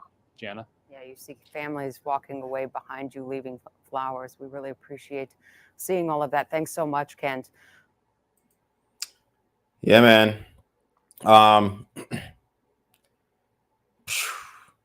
Let's talk about the firefighter, Adam Finseth, and how he impacted his community. He's got some friends who, you know, are sharing exactly who he was, type of person he was. So let's go. We begin tonight with tragedy unfolding in Burnsville over the weekend. It happened yesterday morning when police say 38-year-old Shannon Gooden, this man here, shot and killed 3 first responders during a domestic disturbance. Officers Paul Elmstrand, Matthew Ruge, and firefighter Adam Finseth, who is a Rochester native. And tonight we are hearing from some of Finseth's closest friends. Joining us live from John Marshall High School is ABC 6 News reporter Theodore Tollefson, who has reactions from some of those who knew Finseth best. Theo. Maisie, Robin, Adam Finseth graduated from John Marshall back in 2001. Today, I spoke with 3 of his closest friends who are still grieving over Adam's death, but they are remembering him for the genuine and selfless friend he was. Sunday morning, graduates from John Marshall's class of 2001 woke up to tragedy. Their classmate and friend, Adam Finseth, was one of the 3 first responders killed while responding to a domestic call in Burnsville. You know, I think for anyone going through this, it's just a shock, right? Like you just can't think that this is actually happening. Many of Adam's friends are remembering him for the size of his heart that had a space for every one of his friends and family members. He just had a very strong connection and genuine, like, just love for everyone that he touched. Creating friendships that lasted a lifetime. When we get the chance to get together, it's like we've never separated. Even though it's sometimes a year or 2 before we can see each other again, it's almost like there was no time in between at all. Adam was the friend you could call for help on anything. Needed to reshingle my roof of my house, and Adam was one of a few of my friends that showed up showed up with tools and everything, and he stayed and helped me with it, you know, as long as he could. And he carried on that selflessness with him into his career with the Army and later as a paramedic and firefighter in Hastings, Savage, and Burnsville. Seeing him go to the military and serving, I mean, you couldn't be more proud of your friend. And then him coming back and serving as a firefighter and a medic. Couldn't be more proud of him and knowing that he never changed. But there's one word all of Adam's friends want him to be remembered by. I guess if I could sum it up in one word, I mean, as a hero. He's just a hero. Yeah, he was a hero. Before any of this happened, he was a hero. And for all who came to know Adam Finseth, he will forever remain their hero. For the time being, the GoFundMe page for Adam Finseth has been paused at the request of the family. The memorial honoring Finseth, as well as officers Paul Elmstrand and Matthew Rouge, is still open at the Burnsville City Hall. Maisie, Robin. All right. Thank you, Theo. And the shooting isn't just stirring reactions from those close friends. That's right. Law enforcement across the country are reacting to yesterday's incident in Burnsville. And here in our area, Lieutenant Paul Gronholz with the Rochester Police Department says this is especially difficult when it happens this close to home. He says the training officers receive in the academy and continue to use while they serve is vital to their operations. Because you never know. It could happen here at the next call. Officers have to be prepared. Lieutenant Gronholz says domestic abuse calls like this are very risky because the officers don't exactly know what they're getting themselves into. And he adds that although continued training can help the officers, sometimes it just isn't enough. And it's not just law enforcement. Fellow firefighters are also showing their support for the officers. That's right. The Rochester Fire Department posted this tribute to its Facebook page, saying in part, "Our deepest condolences go out to the Burnsville community as they mourn the loss of 3 emergency responders who died in the line of duty." And the heartache spreading all the way to Iowa as Charles City firefighters shared their shock on Facebook, asking everyone to keep the victims' families, friends, and the city of Burnsville in your thoughts. And we do have some good news tonight. Yeah, sources say that Sergeant Adam Medlicott, who was hospitalized from the shooting, has now been released from the hospital and is recovering at home. All right, so we got a lot of information here. I might go to 2 more videos just showing how many people these officers brought out and how impactful their presence in the community was. And then I'll play a video on how you can help the family, how you can donate to the family, and we'll wrap it up. But I want to go to Shannon Gooden's Facebook because that's where most of his pictures are coming from. And this is the Facebook here. And, you know, we can get a little insight into this guy, who he was, why he crashed out. This comment was from 36 weeks ago, probably his mama or something like that. But as you guys can see, this is Shannon. Okay. Trying to figure out where these, maybe he's at work or something. These are from 2015. I guess that's the daughter who had to witness the self-deletion, potentially. Flicking off the camera.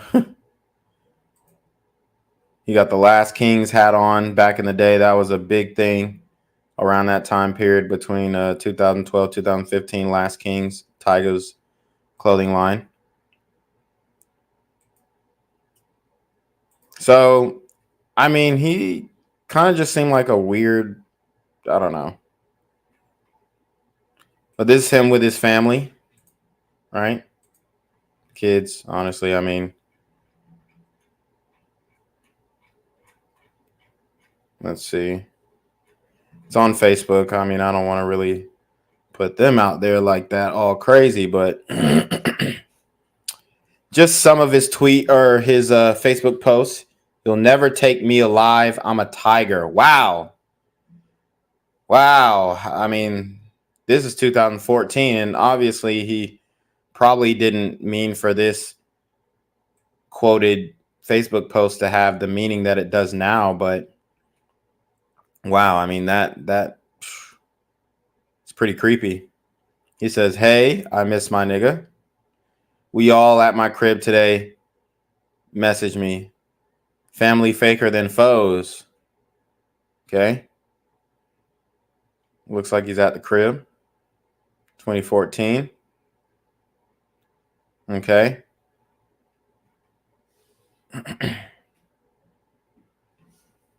Looks like he's drinking a little bit. 2014. Talking about some Who With It. Listening to Kevin Gates. Ordered some amps. Here's a white boy who was in his video. Lil bro chilling at my crib after eating some bomb food. Okay, here's the video that obviously went viral that I showed you guys. And this is a longer version of it, I guess. Let's see. She's expendable. Is it on? It's on. It is already. We got little bro. We got little bro Eric Red. And big bro. Sure. That's right, baby. And I hold my shit sideways because I blaze different. And we shooting at that white thing down there. I don't know what the fuck it is, but I'm picturing a white person. And because I'm white, I hold the gun extra straight. Did you hear my nigga? He holds his gun like this. But I'm a brother. How you guys doing today? He shoots the correct way, which is with how you're supposed to shoot. But you know, I'm a real nigga, so I hold my shit like these. So I gotta pop and I pop. You feel me? Just do it already.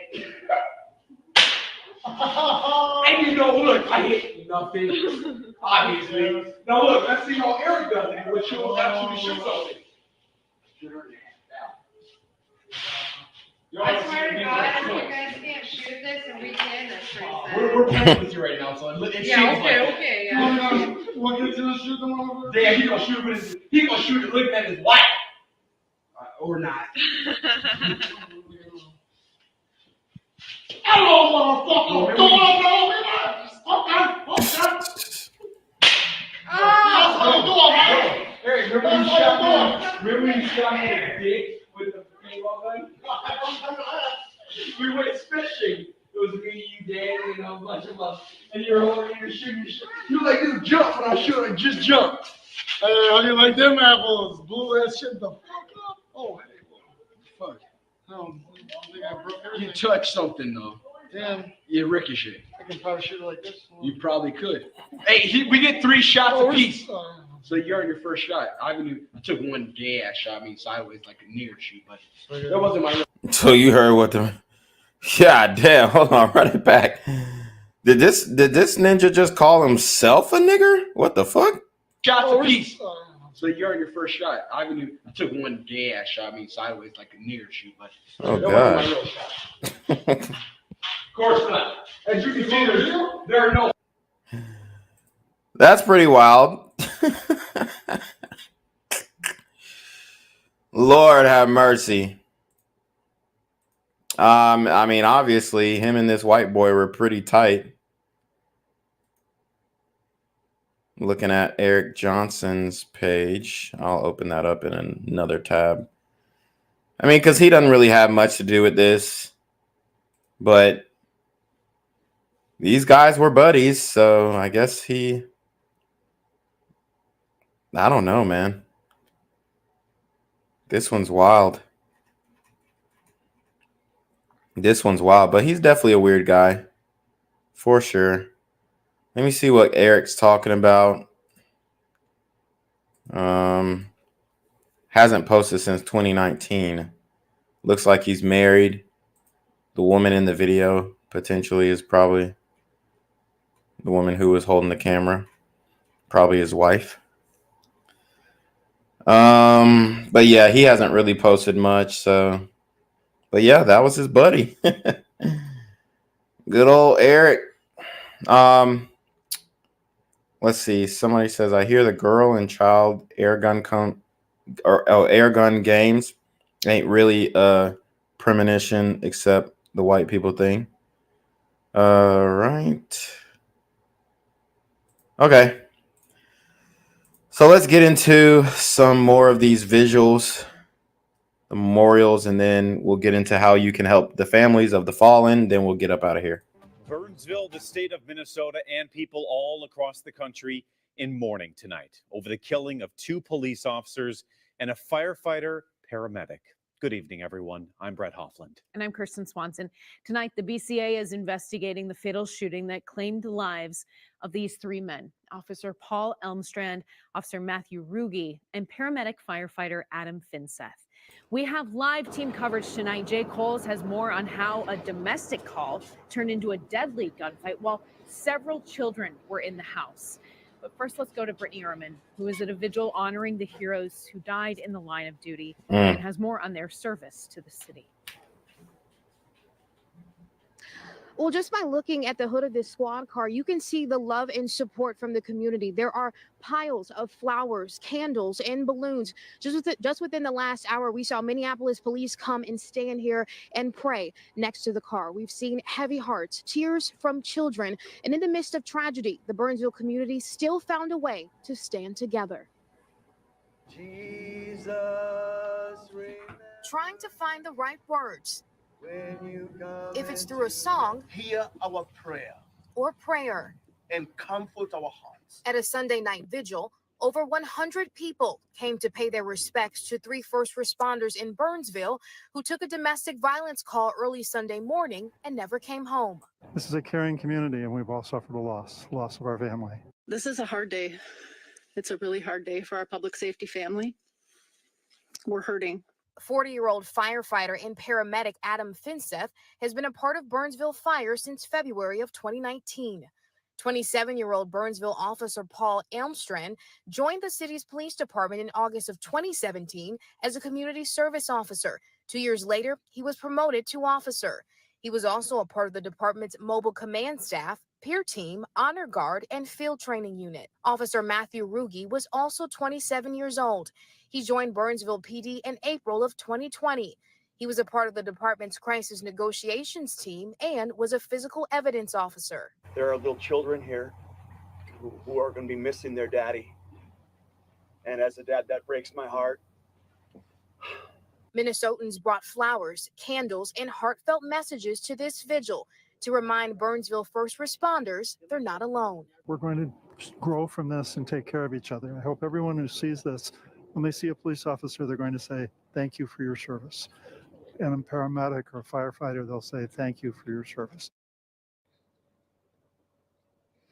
In Burnsville, city officials say they are in touch with those impacted families to see the best way people can support them during this difficult time. And I do want to mention there is still an officer in the hospital who was injured earlier this morning in that shooting, but they are expected to be okay. Live in Burnsville, Brittany Ehrman, 5 Eyewitness News.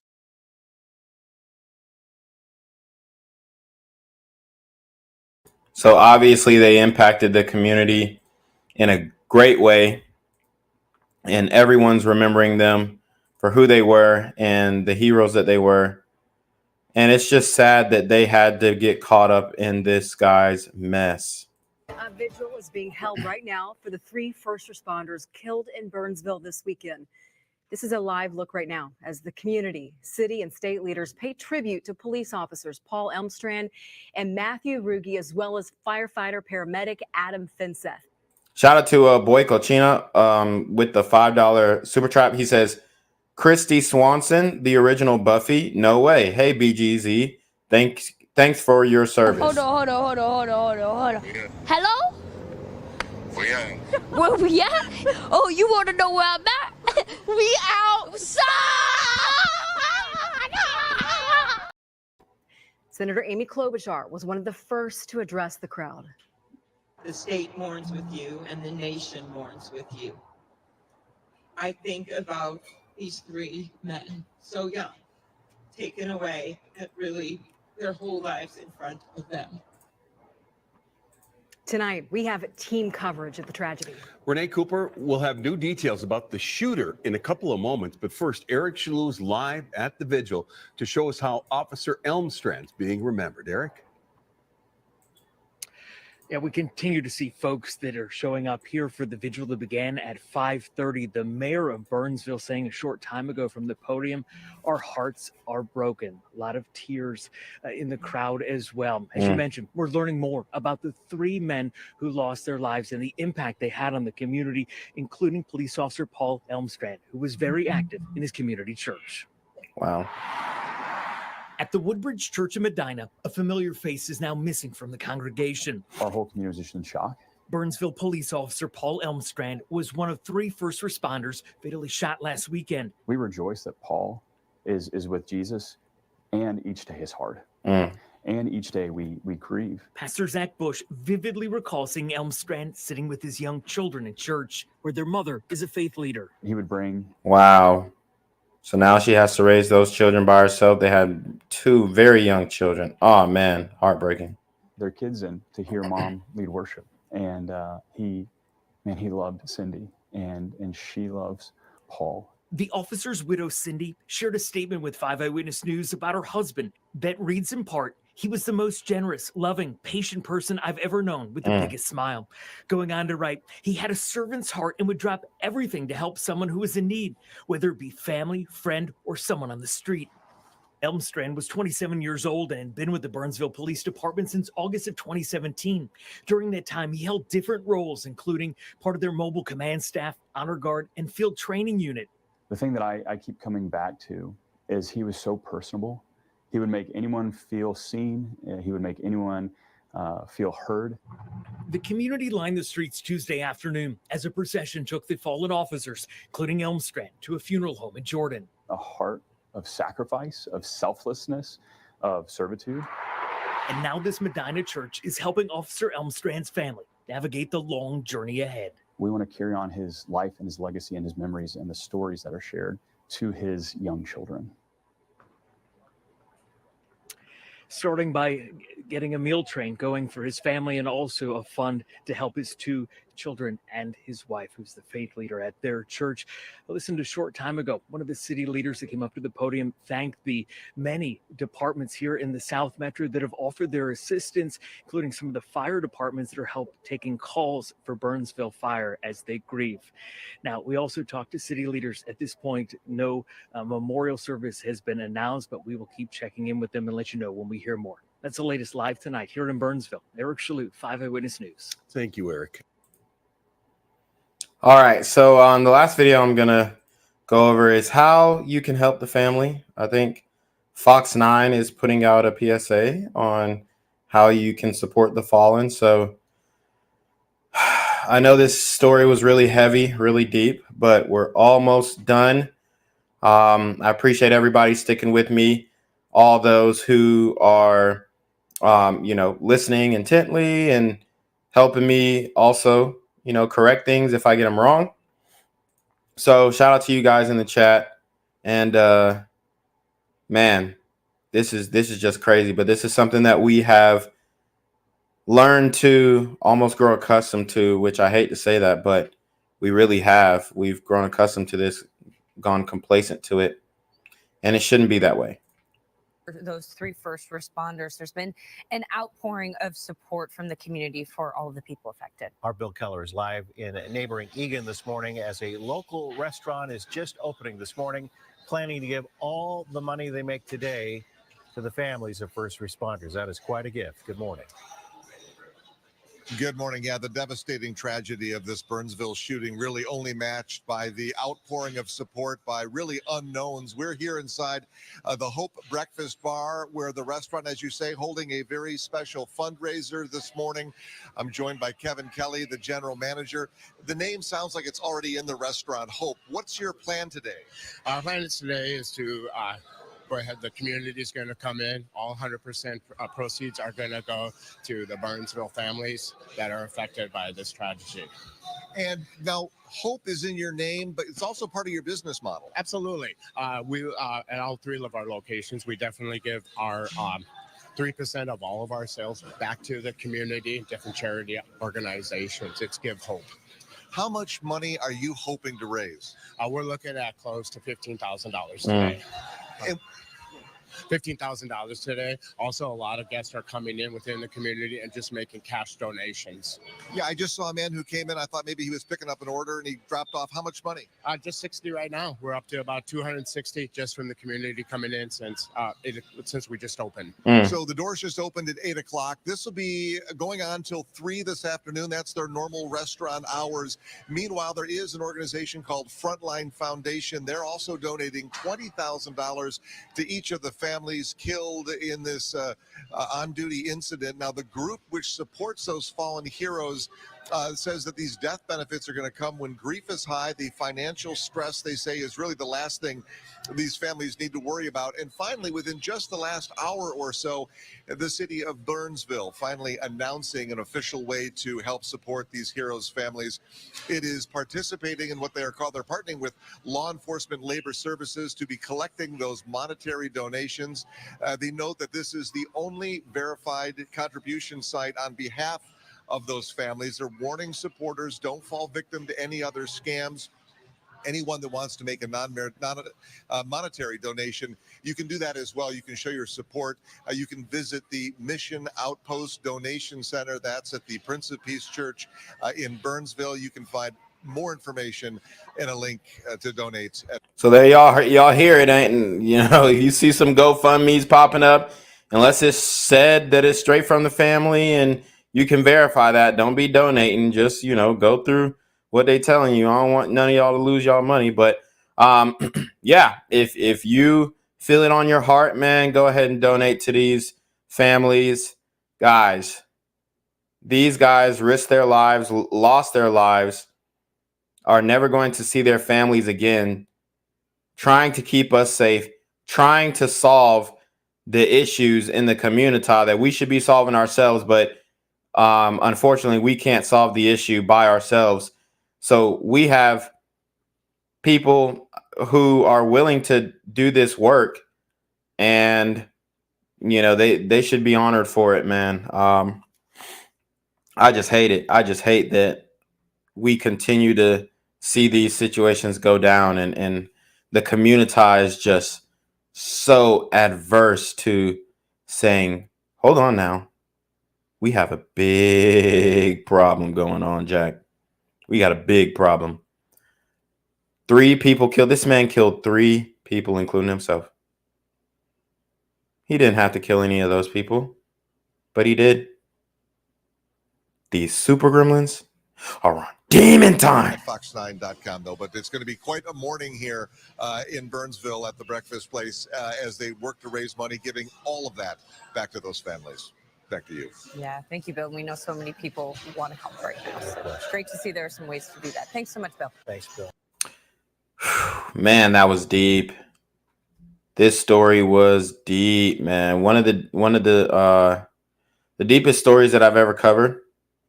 I mean, you have 2 police officers, 1 first responder, murdered by this guy, Shannon Gooden. Doesn't look like he was so good after all. But we're going to go ahead and conclude the stream, guys. I appreciate everybody for joining the stream. Make sure you share, make sure you like, make sure you comment immediately after the stream. We got 43 people in the chat. I want to see 43 comments immediately after the stream, guys. And, just double back 5 minutes after you leave that comment, because YouTube likes to delete comments on my videos. So make sure that you hit the post notification for whenever I go live in the future. And we are going to go ahead and send it off to Jenquavius Jackson to take us away. But you already know what it is. It's the Black Gen Z Mindset, a.k.a. BGZM News 17, a.k.a. Jenquavius Jackson. Y'all be safe out there. I mean, this story is an absolute tragedy. So make sure you guys, if you can, donate to them. You can, you don't have to donate to me. You don't have to hit the PayPal, Cash App, or Super Trap, but send your money to these families who need it the most, because, your boy Jenquavius, I'm still in my cardboard box, but I'll be all right. So anyways, peace out to you guys. Have a great evening. And remember, these super gremlins are on demon time.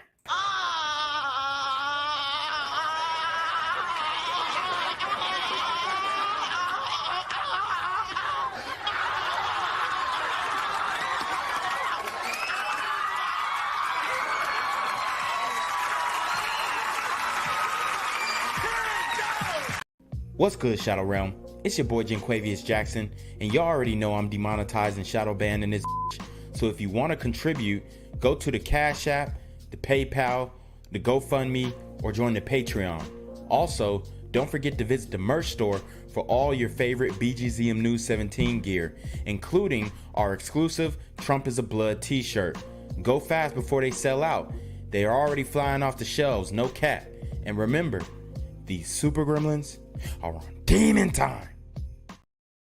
I'm here on the corner of MLK and Medgar Evers, and it's a very tranquil scene compared to just a couple hours ago where a drive-by shooting just took place. Excuse me, I'm getting live updates as we speak. I've just been updated to the amount of casualties from this drive-by shooting, and I'm getting reports that 2 people were actually declared deceased and 27 others were shot and injured but are in stable condition. And although we must pray for the families of the fallen, we must also praise God for the aim of the super gremlin.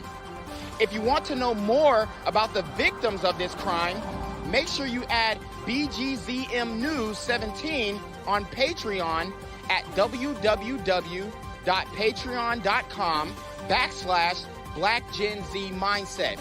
Also, don't forget to like the video, share the video, subscribe to the YouTube channel, and comment on the video to continue the discussion on how we can find solutions to all this gun violence in the streets. For more hard-hitting news coverage from the community, by the community, I'm Jenquavius Jackson, here live, reporting from Atlanta, Georgia, BGZM News 17. And cut. All right, dog. Let's get the out of here before these niggas come back. Whoa. Yo! Whoa. Ain't that nigga Jay? Nah, that ain't me. That ain't me. He just went live That with ain't that me. funky ass suit That's on. that nigga. That's not me. Hey, get that nigga. Jenquavius Jackson, here live, reporting from Atlanta, Georgia. Pray for me. Gang violence and other kind of violence.